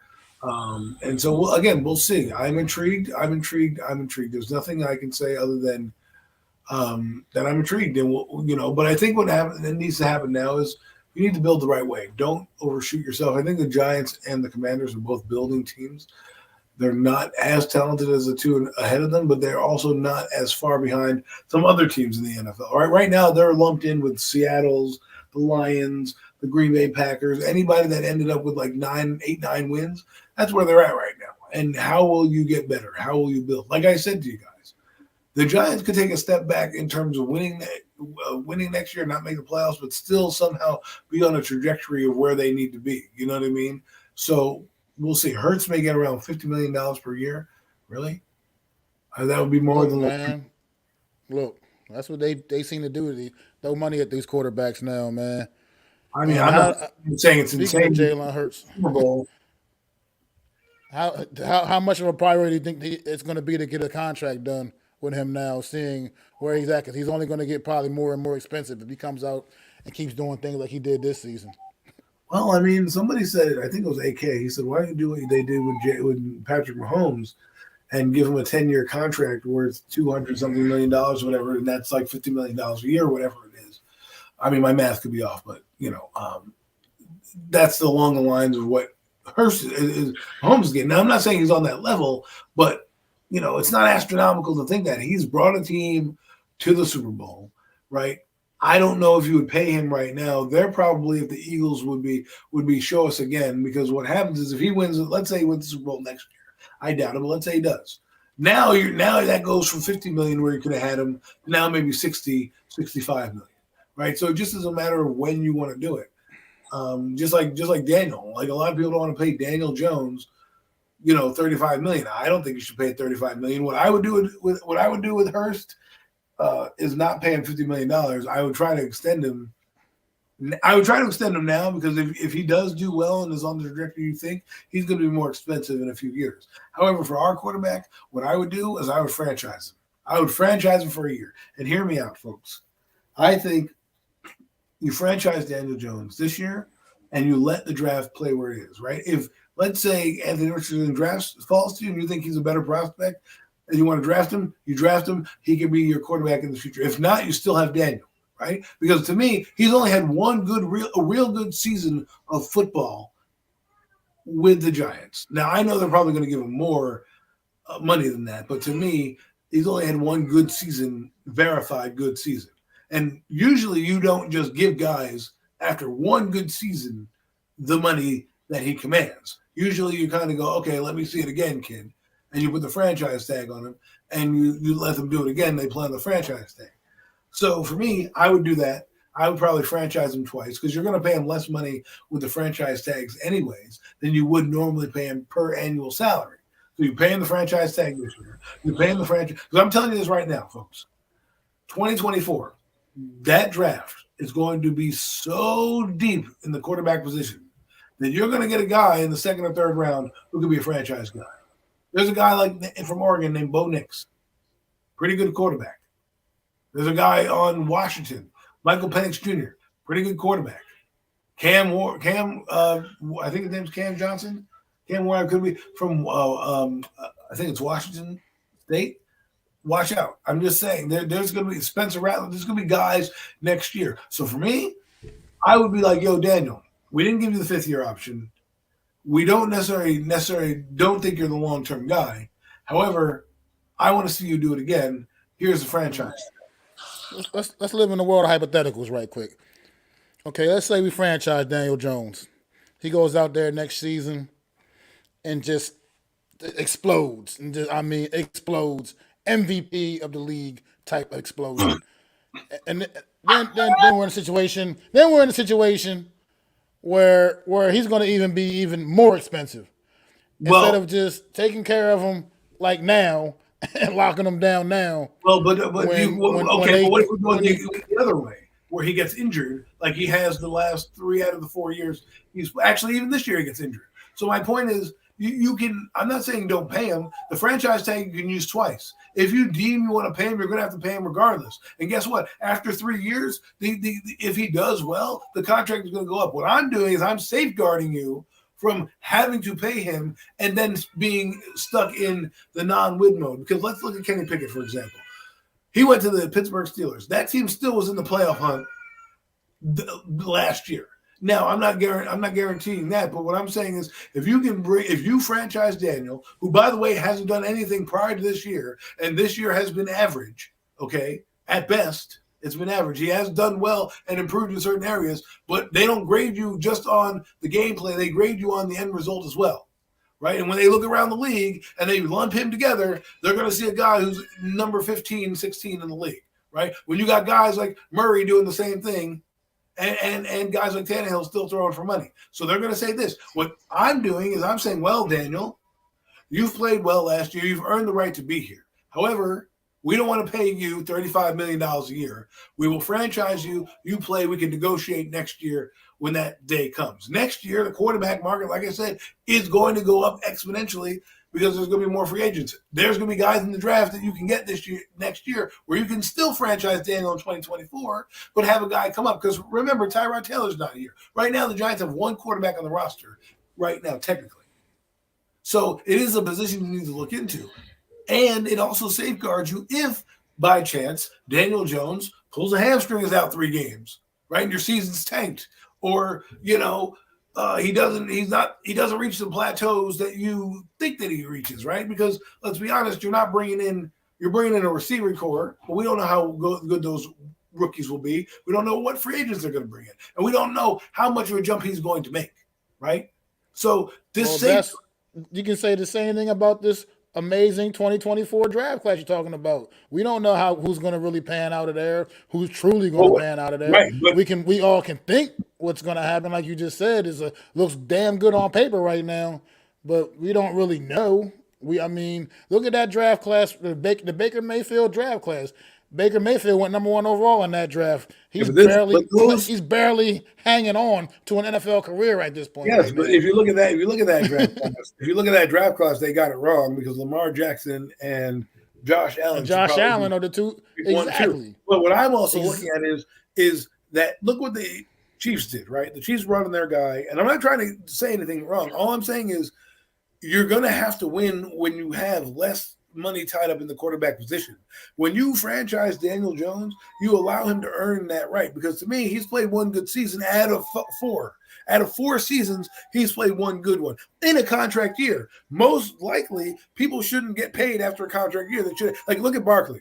3 out of the 5 years he's played, he's got 1,000 yards. That allows me to say, well, I can probably pay him. And on top of that, he's got 1,300 yards in his 2 best seasons that he's played. Right now, he's averaging about 1,300 yards. So can I replace Barkley's production with another back? The answer is probably yes, I can do that. But is he Saquon Barkley? No. My point is you can't pay everybody. If you want T. Higgins, you're going to have T. Higgins here, let's say, Saquon Barkley here, and Daniel Jones here, and maybe a draft pick. Then guess what? Andrew Thomas is bye-bye. So it really depends on what you want to do. When you do the franchise tag, it allows him to earn his money. It'll be fully guaranteed, right? And you're paying him less money. Right now, the franchise tag is a bargain compared to what the numbers are to paying him annually. Well, like I said, we're going to see. Obviously, clearly from listening to Joe Shane and what they've been saying, they want to keep Daniel Jones around. So one way or another, I'm sure they said that about Odell Beckham. I didn't sign him to trade him. They got rid of him. So no, Joe Shane did not say that about Odell Beckham. That was a whole different person. I'm just saying. I'm just saying. I don't believe everything I hear saying. from GMs. You can't, but at the same time, when you get that confidence to kind of believe in what they saying, because I don't feel like he's gonna blow smoke either up anybody's ass. He doesn't seem like he's just like a pretty straight shooter. He's like a pretty straight shooter. So far, he's come off as a pretty straight shooter, and that's all I know about him. Let me ask you this question. And I just don't believe, and I believe that when he says they're committed to bringing Daniel Jones back, I got to take that as gospel right now. We are obviously they're not going to let him walk, but this is what I told you that I would do. My question is, if the Giants were 6-9-1, are we having this conversation about him right now? Probably not, because they probably would have made a decision already as well, though. So, but that's what I'm saying. The fact is, the Giants weren't 6-9-1. Right, but they also were looking and scouting quarterbacks at the beginning of the year, and they're not just going to throw that away because Daniel Jones is all of a sudden the praise. That's their job. Like, of course they're going to do that. You always look to improve. Jeff made a good point too. The team is committed to signing Barkley long term too. That's coach speak. It's not like, hey, we're going to get rid of the guy. Also, that drives up your bargaining chip. I mean, the thing is, why would you want to just leave yourself in the lurch and say, yeah, the Giants have no leg to stand on right now. They're 25th in the draft. If they were number 10 in the draft or 8 in the draft, I think they would be holding their tongue a little bit. Right now, they're saying, yeah, they say all the right things because you want to believe that they're bringing him back. They have to sell tickets. They can't just tell you they're losing and going to get rid of this guy. But at the end of the day, I'm hearing a lot of Daniel Jones fans don't want to pay him the ridiculous amount of money that they deem to command him. And I'm looking at it like, well, if you want to play the best of both worlds, you give him the franchise tag. You tell him, hey, kid, you did okay in this offense. We're going to give you the franchise tag. We're going to draft you your cornerback. We're going to sign Barkley to a long-term deal, and we're going to. We got Jalen Hurts. We got Jalen Hurts in the chat, bro. He said he's overrated.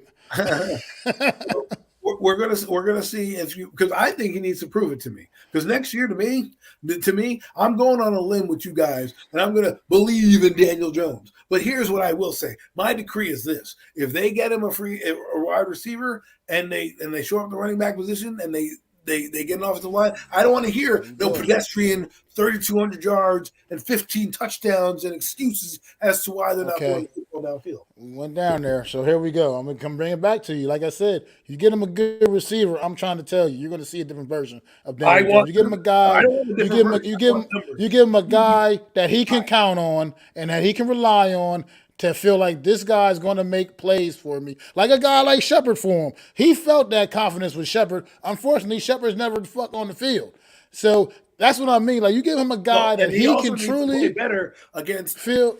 good defense. Well, I'm sure he will though, because he'll have will. he'll have a supporting cast that can help him be better against better defenses. That's the point I'm making. At some point, this is 11 guys on offense. I know the quarterback's the most important, but it's 11 guys on offense for a reason. You gotta have other guys out there that can make like we were talking about earlier with Deshaun with the Eagles.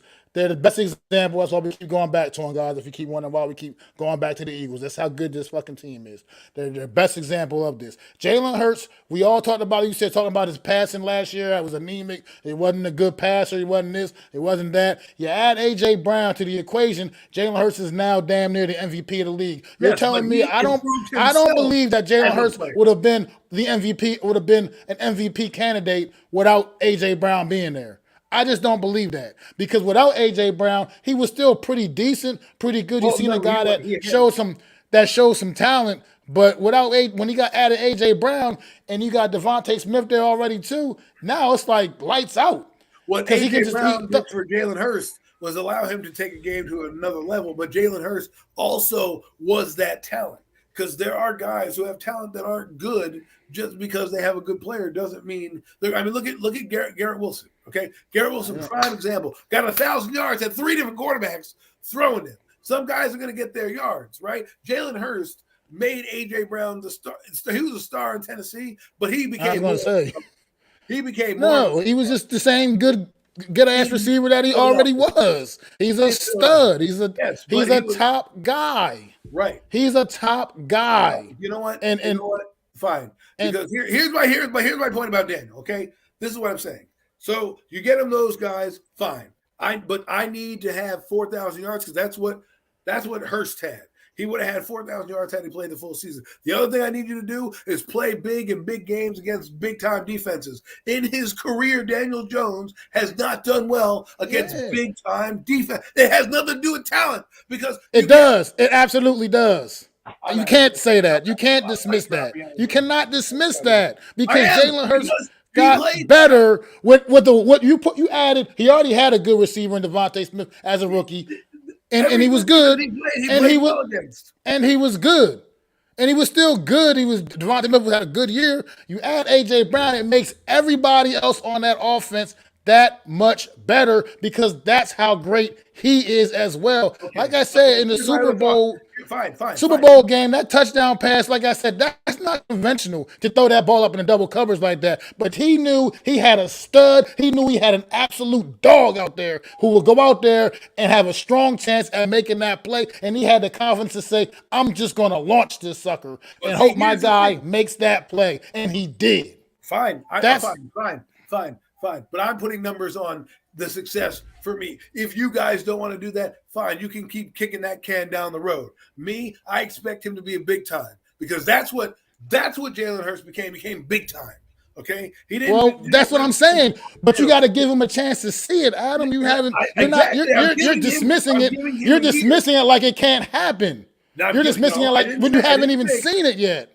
You haven't even seen it yet. You guys act like he's going to just take this enormous jump. We don't know until we see it. I don't. That's what I'm saying. We don't know until we see it. Wait, but if you're going to argue the point of him getting a receiver is going to be big, then I'm going to argue the point where, and this is, I've been corroborated by a few people. They said this year is the year that you can have your Daniel Jones soapbox argument at him because this year there's not going to be an excuse for if or when. It's going to be he's got to get it done. So I'm saying no problem telling you were right if this pans out that you were right. But right now we have to see. And we don't know yet. And that's what I'm saying. All I'm saying is I'm giving you my offseason plan on what I would do. I'm telling you I'm bringing him back. I'm telling you that, I would give him a free agency deal of a franchise contract, but I'm not expecting more than Tannehill or Kyler Murray numbers. Oh, especially Tannehill. Kyler Murray, maybe I'll give you Kyler Murray, but Tannehill it sucks. Tannehill is not better than Daniel Jones. He is not a more talented athlete than Daniel Jones. He is not. I'm about to drop drop it right now. Okay, here we go. All right, Mike, drop it, dude. Let's go. Here we go. Right. There was 3. We already went over Tannehill, and no one wants to seem to realize that. Okay, Tannehill. He had AJ Brown since he came into, I think it was when did AJ Brown get drafted? 2020, right? Something like 2020, COVID season. Yeah, COVID year. I think it was the COVID. It was the COVID year, 2020, I believe. No, it wasn't. I don't know. I think it was the COVID season was his rookie season, I believe. Let me look it up just so. Nope, he was drafted in the second round of the NFL 2019 draft. Second round, which means they had no idea he was going to be the stud that he was, being that in the second round. So 2019. So Tannehill comes in to the season 2019 for the Titans. Had 70% passing, 22 touchdowns, right? 6 intercepts. Next year, the year that he had another year with A.J. Brown, he threw for 3,800 yards and 33 touchdowns. That was 1 year. The next year, in 2021, 3,700 yards and 21 touchdowns and 14 interceptions. Daniel Jones had 3,200 yards. I'm expecting him to get at least 3,800 yards. And if you want to go into Kyler Murray, where Kyler Murray is his kind of quarterback, the running gun, running fun kind of guy. Let's go to those stats right here. I know people don't want to talk about stats, but it kind of gives you an idea when you're bringing a player like an AJ Brown or like a and you know I'm going to say Adam, right? I'm going to argument hit you. For 4 years. I'm going to counter you, Adam, with the fact that we haven't seen Daniel Jones with a guy ever. Right. So I'm giving, but we haven't seen Daniel Jones with guys like that ever. But at least they've had the luxury playing with guys like that. We haven't seen it with Daniel Jones, with those guys. But that's what I'm saying. You're not listening to what I'm saying. I'm saying he needs, for me, next year, in order for me to believe this guy is at least going the right direction, he needs to have that. Because when you bring in those receivers, those are the type of numbers you can get. Right. And if you want to look at rushing numbers for Kyler Murray was already at 400 yards when he got injured. So 11 games, there are still 6 more games to play. We can say extrapolate that out to probably he gets 500 yards. He had 3 touchdowns that year. The other year he had 88 yards and 423 yards rushing, which is exactly what you want Daniel to have. You want him to have about 500 yards rushing, and he had 5 TDs. In 2020, Kyler Murray had 800 yards rushing and 11 touchdowns. So Kyler Murray, who we deem is better, it had 3,900 yards passing and over 800 yards rushing in that season. I'm expecting numbers of this ilk from my quarterback next year. That's what I'm saying. Well, maybe we can get them, but we got to see it happen first. We got to be able to see him get those same situations and allow it to, and see if he can play up to that standard. We don't know because we haven't seen him with that kind of talent around him. Right. So we have no idea. Right. And I'm telling you, real idea.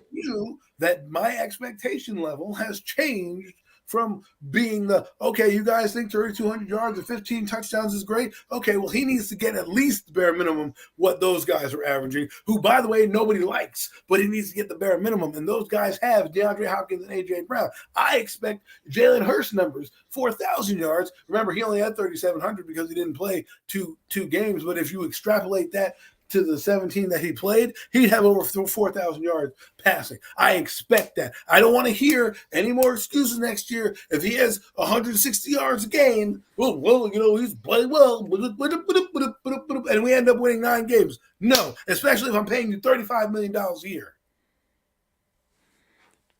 That's the point, Adam. The point is we still gotta let it happen, let it develop, and let it see, but there's no guarantee it happen. And I'm not saying nothing's a guarantee. Nothing is a guarantee. But that's why I would give him but the point is, when the fact is that this man's 4-year career, the best damn wide receiver he's played with is Golden Tate, that is telling to me. Not even the good version of not even the best version of Golden Tate. It was the older end of the line version of Golden Tate. That's the best receiver he's played with.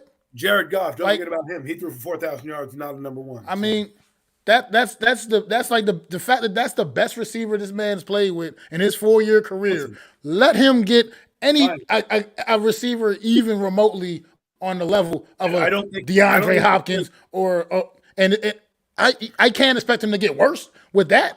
I can't. I don't expect him to be this gunslinging guy. And Well, he might not ever be. He might not ever be that. But as long as he can still play good, consistent football and get the job done, because the offense the wins is what matters. At the Yes, end of the day, the W's are what matter. listen, okay, yes, but they do matter, but they also matters when you call and play stats. There's a reason why Jimmy Garoppolo is headed to free agency out there, right? There's a reason why certain guys are headed there. They will find jobs like Derek Carr. He puts up 4,300 yards a year, and he didn't always have Devontae Adams. Jared Goff. Yeah, Amon St. Brown is borderline, barely, let's be honest. He had nobody else on that team, okay? And he's still throwing for 4,000 yards. I hate to say this, Russell Wilson, who had Jerry Jeudy, had the same amount of yards as Daniel Jones. My point is, if you want me to believe in him next year, these are the numbers I'm going to hit. I believe in production. Production does matter. It does in the NFL. That's how guys get to the Hall of Fame. I'm not saying it.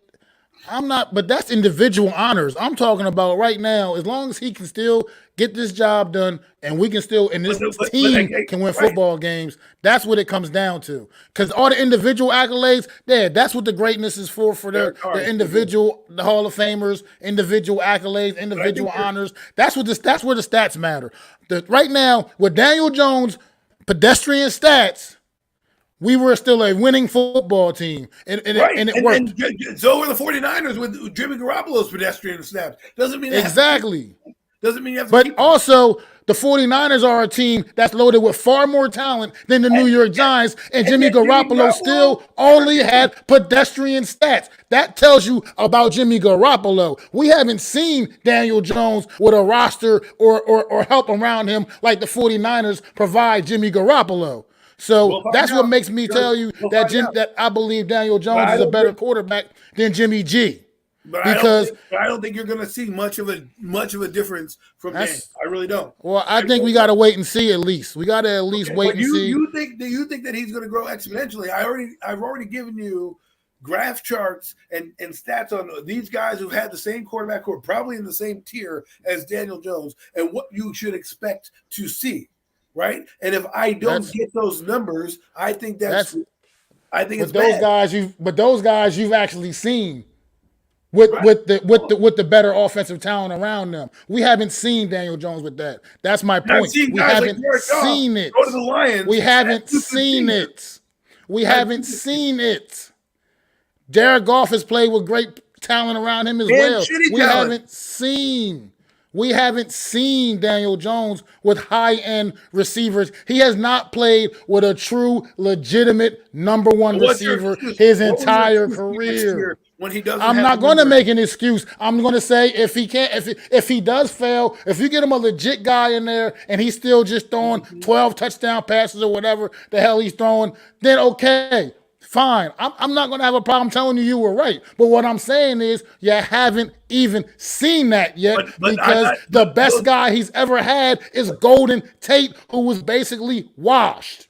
But you're not listening to what I'm saying. I'm saying right now, when you get him those guys, I expect those numbers to be better than. I hear that, Adam, and I expect them to be. And if they're not, I will tell you were right about the guy.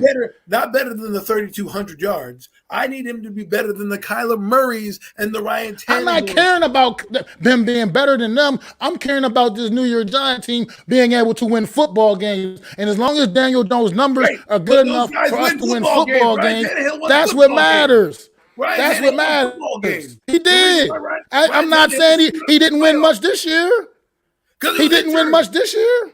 He was in and out of the lineup. I mean, it is what it is. I'm saying I haven't seen these guys. I just haven't seen. I'm done talking about this because we're going. You haven't seen it though. I mean, it's like you just haven't. That's what the point I'm making is. We just haven't seen it. Right, and we haven't been able. We can't really judge it fairly because we haven't even seen it at all. I'm judging That's him what I'm as saying. of this moment forward when this offseason happens and he gets wide receivers. I am not going to sit here and be happy at the end of the year, even if the Giants go 9-8 and get to the playoffs and he's a mere pedestrian quarterback. And I'm not going to sit here and be like, oh, that's what I want. No, because guess what? That pedestrian quarterback didn't show up with big time defenses. Regardless of what happened, he threw against a bad defense. We praised him for throwing against the fucking Vikings. Oh, he did great. We praised him against playing fucking Indianapolis. He went up against both the Cowboys defense and the Philadelphia defense and Seattle, who wasn't even that good, and he had bad games. He went up against the Lions and had a terrible game. But yet we want to sit here and just say, well, he's going to be exponentially better with this guy. We don't even know if this player that we're talking about right now, this wide receiver, is even going to make the team or even, be healthy. We don't. We know none of that. That's the whole. We don't know any of that. But then there's we don't know any of that. But the point, Adam, it's a reality thing, though. It's a reality. He has played with underwhelming talent his entire career. He's played with underwhelming talent around him. That's a fact. You can say you can feel any way you want about Daniel Jones, but that's a fact. Jeffrey said it right there. Jeffrey said it right. Jones does need to have bigger numbers in 2023. Period. I agree. I'm not saying that. I'm not saying that he doesn't. I'm saying that we just haven't seen. We need to do better with putting better talent around him to help him out and help him flourish, because he's clearly, like I said, Patrick Mahomes is the one anomaly that I think you could put on any fucking team, and it doesn't matter. He's going to take those guys, whoever's on that team, and make them look like they're just like all pros, because that's just how great, that's just how amazing he is. But everybody can't do shit like that. Everybody, and pretty much nobody else can really do shit like that. You kind of know who the player is after 4 years, whether we want to admit that or not. That's fine. You do to an extent, but with this situation, it's a lot different, because when you saw this year, he took to the coaching and things got better. Not statistically. Statistically, he obviously didn't have anything, didn't blow anybody away with his stats, but clearly he got better in a lot of areas of his game that were very poor. Very poor. And all I can do is expect this guy to continue to grow, and the statistics should get a lot better as well, especially if you surround him with better talent on this field to help him out. So all this EPA that people were throwing me out, the efficiency per pass attempt and all that bullshit that was being thrown out, it's going to go up now. Because if you have a receiver as dynamic as Jalen Hyatt or as dynamic as Jordan Addison coming out, there's no way I want to see a little dink and dunk down the field. I want to see and maybe we won't. Maybe we won't. The Eagles were, hey, play action. We're going to go take a shot with our weapons. So now, yeah, exactly, because they have weapons. We had what we had was a bunch of empty fucking revolvers, bro. They have weapons. But now it's not under the realm of possibilities to see and expect a guy to get better. I'm not saying I agree with the expectation, Adam. I agree with the expectation part, but my point is you're making it almost sound like it's not going to matter. You're making it. I mean, maybe I'm taking it the wrong way from you. You're making it sound like it's not going to matter, and I'm telling you that we haven't even seen it yet, so we don't know if it's going to matter. I'm saying he can't next year have 3,200 yards. If he has legit better talent around him, I would not expect him to have that either.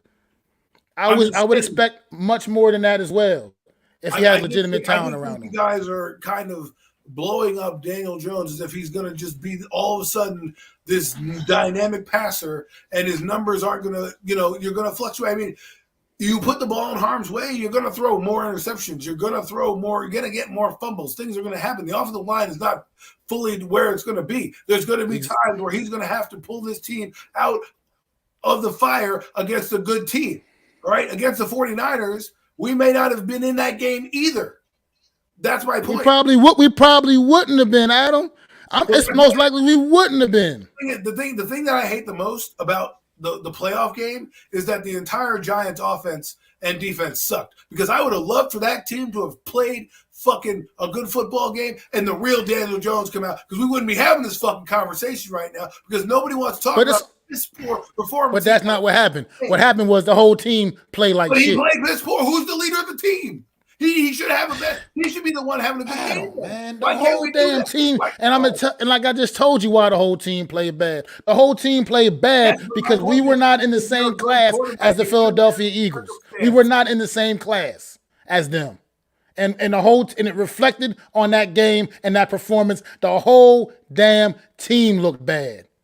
And not just Daniel Jones, the entire 53-man roster against the Eagles, because the Eagles are that much better as things stand right now. Barkley played well against the Eagles. How come we're not talking about him? We don't want to, but the entire team played bad. No, this game is a team game. But when you go into the film room and you break down what he did, because that's what you have to do, is say, well, this could have been better. There's a lot of things he needed to clean up in that game. And it's not just this Philadelphia game. It was the Dallas Cowboy game. It was Seattle. It was a lot of these games against good defenses are where he had some trouble. Now he got his ass out of the fire a few times in Carolina and a few other games like Tennessee because his defense, and they made plays and they got turnovers. But in the games where we needed him to matter the most, he didn't always play well. And that's been a history of Daniel. That has nothing to do with the coaching or players. That's been his MO. It's a team game, man. It's a team game, bro. There's been guys who are on bad teams who are still good. You know what? It's not. You know what? I'm not even. You know what? I'm not talking Daniel Jones anymore. Let's move on to something else because this is not. Even, it's a team game, man. It's a team game, bro. I feel like you use that argument. Like, okay, fine. So Deshaun Watson throws for 4,800 yards, and his team's a fucking shit show.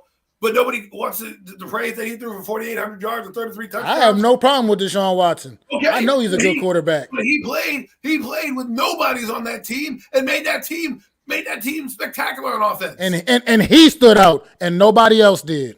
Exactly. He stood out and nobody else did. On a terrible team. So that it punks your whole point because if Deshaun Watson could go out there and lift his whole ball club on the and how many games did his team win? On his offensive side of the football. How many games did his team win? It's not his. And how many games did the New York Giants win this year with Daniel Jones statistics? Exactly, because the defense played well. If you put Deshaun Watson on that team with his defense, he gets no credit for this. So Daniel Jones gets no credit for the Giants' success this year at all. He gets no credit at all. I'm not saying he's not getting credit for it. Great, he was a passenger along for the ride. Give me a break. No. Especially later in the season, he started having to take things matters into his own hand. Like I said, his ability to run the football the way he did, it was just everything was different about this kid this year for the most part. He just did things we haven't seen the first 3 years. He was stealing. So the guy did his job for the first time without having as many mistakes. Am I clapping for the mailman because they didn't drop my mail, putting it into the mailbox? I mean, come on. Like, what are we talking about? I clap from my mailman when he doesn't drop my mail, putting it in the mailbox. Oh, I clap for you guest guys when he doesn't drop my package on the floor.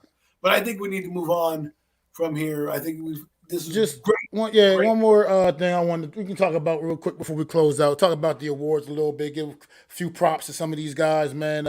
MVP of the league, obviously, Patrick Mahomes.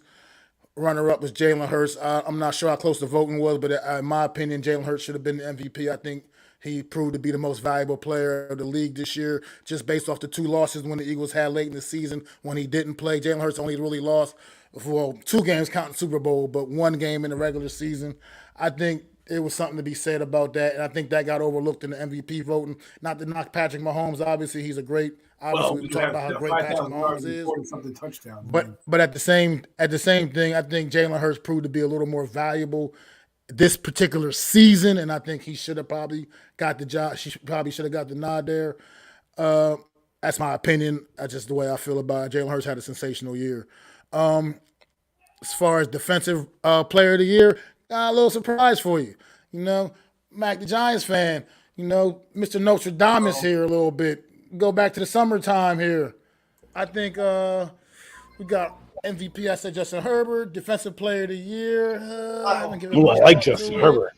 Haven't given much thought to it, but I think it could be. It's easy to say Aaron Donald. It really, really is. I I like Nick Bosa. I mean, yeah, Nick Bosa coming back, having a real strong comeback year, man, out in San Fran, and really cementing himself as the defensive player of the year this season, man. I think he's been right on the cusp of that award already for the first couple of years of his career, and I think he's going to finally kick that door in and get it, man, this year. Yeah, that was your boy Mac the Giants fan nailing that one way back early in the off season last year. No. Well done. Well done. Nailing that pick right there, Nick Bosa. I don't know when that was filmed, but well done. Nick Bosa was the defensive player of the year. Who else we had out there winning some big? Brian Dable, obviously, coach of the year. I think people try to dispute that a little bit, but I think Brian Dable deserved it. What he did, I think he turned this roster. What he did with this roster, getting them into the playoffs and winning a playoff game, I think that definitely was warranted of coach of the year honors. Yeah. And then this weird thing about the MVP. The MVP was Patrick Mahomes, but then they have this award, Offensive Player of the Year, and that went to Justin Jefferson. And it's just like, basically, you always don't give the MVP to a damn quarterback, basically, it seems like. So they got to throw that Offensive Player of the Year award in just to make sure a guy like Justin Jefferson doesn't get overlooked because he didn't really have a fair chance at winning the MVP. You know what I mean? So I definitely support that. He had a big, big year as well at the wide receiver position. And then we had some good Hall of Famers as well, man. Some good Hall of Fame, solid Hall of Fame class. Yeah, the offensive yeah. And defensive rookie of the year offensively. Both go to the New York Jets. So Jet fans, you have something to look forward to. Sauce Gardner, offensive rookie of the year, which absolutely. Defensive rookie of the year, which is he deserved it. Played outstanding. And Garrett Wilson, I mentioned him earlier, 1,100 yards and with three different quarterbacks is kind of a pretty big deal. So good for them. Big ups to the Jets. Absolutely. And then you got a couple nice Hall of Famers, man. A couple guys that I grew up enjoying watching them play, man. Revis Island, man, on his way to the Hall, man, on his way to Canton, man.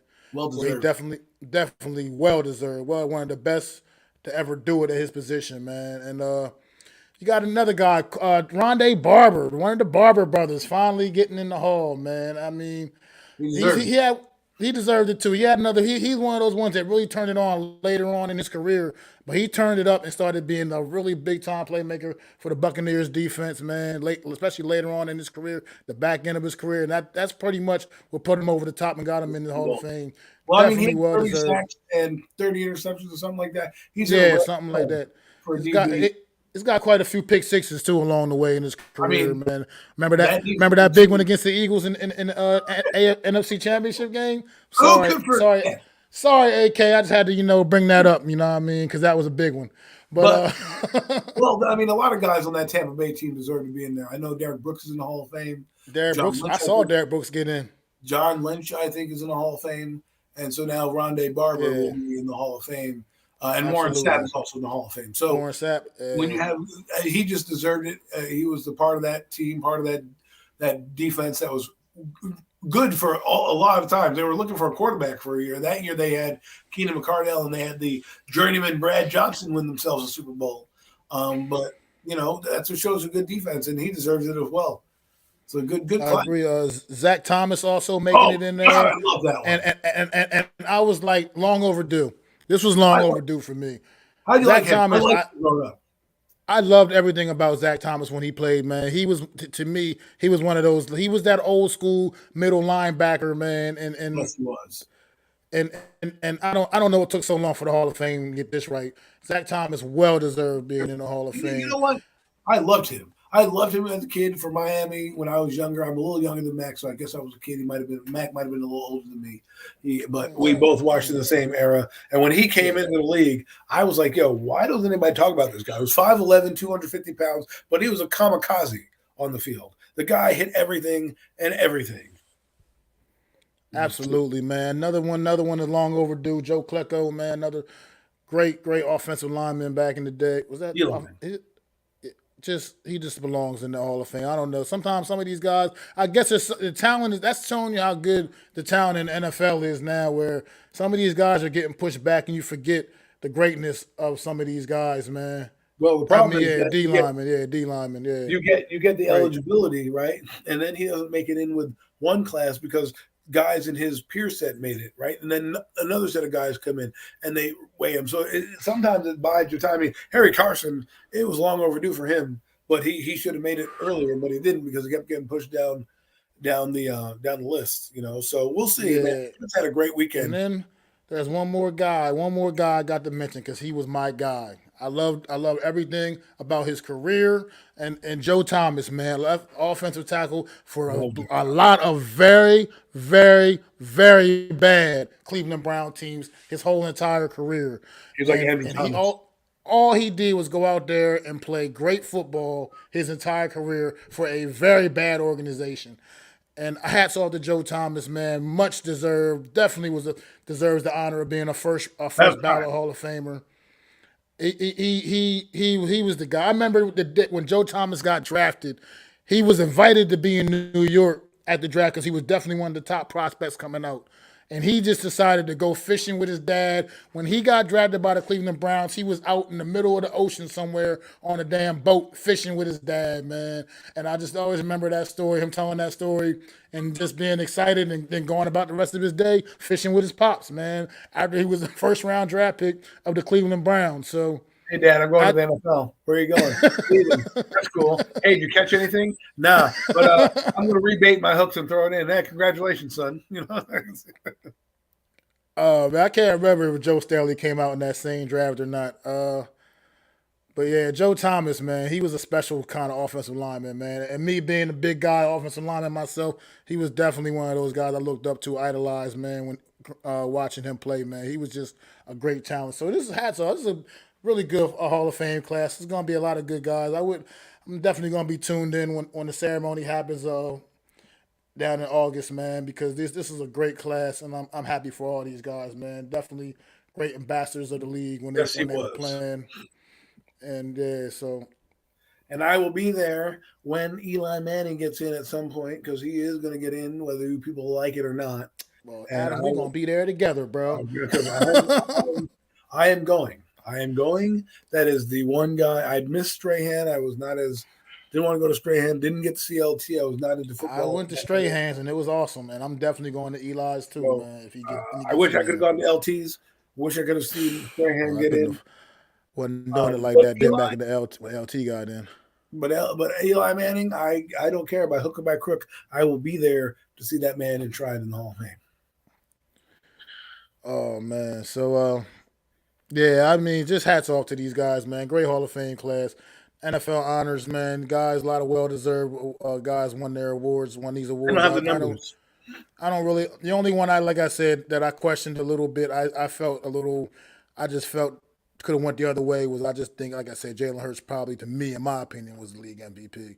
Well, Tuck has 60 and Umanura has 80 plus.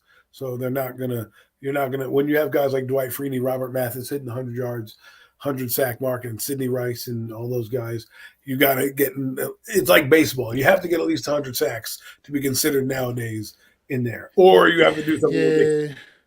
Honestly, I don't really ever see. Look, it took Michael Strahan didn't even get in on his first ballot. It took him 2 years to get in his second year eligibility before he even got in. So, if it's a weak class, maybe it's going to depend. It would depend. It would seriously depend. But yeah, I don't know. Maybe they might be the type of guys that get in way down the line when they're like old men, right? You know what I mean? Yeah, I don't see them getting. But 2 times Super Bowl. If he won an MVP, Justin Tuck, he might have gotten in there just because of that. Might put him in there over a lot of things, but he was injured. He didn't have it. Like Umanura was a beast when healthy, but he had only 80. Like I'm just saying, when you got guys like J.J. Watt, who's going to definitely be in on the Hall of Fame. T.J. Watt's already careening. You got Nick Bosa on a meteoric rise. Like these guys are going to push those guys down. If there's a weaker class, maybe they get in. If a writer goes, hey, I like Umanura, I'll put him in, I mean, you got, like you said, you also got the guys like the Michael Parsons of the world. No, it's still early as hell in his career, but if things stay what they like on the trajectory that he's on right now, come on. I mean, he's going to be a first ballot Hall of Famer for sure if things stay the way they are right now with him. We need more guys like Tuck and Umanura to help facilitate some of these championship teams, because I think that we have two extremes. You're either really bad or you're really good. And what makes the teams very good are those glue players in the middle, like the Bradshaws, the Jacobs, the Umanuras, the Justin Tucks of the world. DeMarcus Ware got in. Forgot about DeMarcus Ware. I'm so sorry about that. Respect to DeMarcus Ware. Also another well-deserved honor for him as well, man. Bill Parcells drafted that guy. And so he's another one of his guys goes to the Hall of Fame. It's a good class. It's a good, solid class this year. It's a good, sturdy class this season. It's guys from our era of football finally making that mecca. Like, Peyton Manning will be in there. I don't know if he's in there yet. It probably is, but Peyton Manning's in the Hall of Fame. Yeah, we're starting to see some of our guys make it in. The guys that we grew up with. So we'll see. Absolutely, man. Well, imagine having Robert Mathis and Dwight Freeney. Oh, wait, they did. So, yeah, man. Any final comments before we get up out of here, Adam, man? It's been a long, fun season. I can't wait to do it again next year. I think the real fun starts right now in the offseason, because everybody's 0-0. You can talk as much trash as you want. Your team is going to get better regardless of how we look at it. And it should be a fun thing next year. Hopefully the NFL gets these refs in check and stops making these games so damn close and making controversies. But other than that, I'm loving it. And Giants, I don't care what you do with Daniel Jones. I don't care if you've signed a 3-year deal, 10-year deal, whatever. I'm on the bandwagon with my toe still in that water of like, maybe jump off real quick if I need to. All right, man. No doubt, indeed, man. We don't have an off-season schedule worked out yet. But as soon as me and Adam get an off-season schedule worked out, I'll post it up on the community wall or something.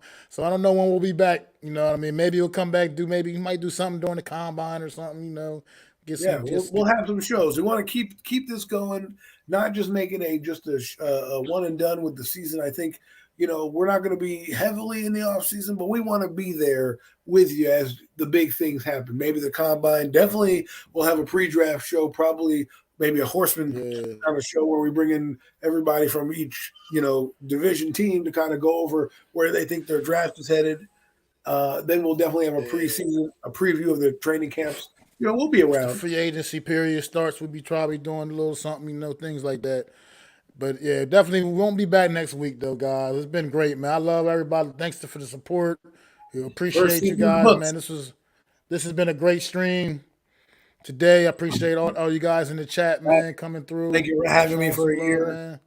Oh man, thank you, my brother. Thank you for helping me take this show to another level, and we're gonna keep on building, man, and take it to even another level next year, man. Keep on rising, man, and I appreciate you, man. It's been a great season, man, and I love working with you, man. And thank you so much. I said, I'm not 100% sure when we'll be back. But it won't be too long. We'll be back with another one. I'll let you know, though, everybody out there, man. And thanks for tuning in once again, man. And if you haven't already, I appreciate you subbing up to myself, Adam Costas, Hardcore Sports Network, man.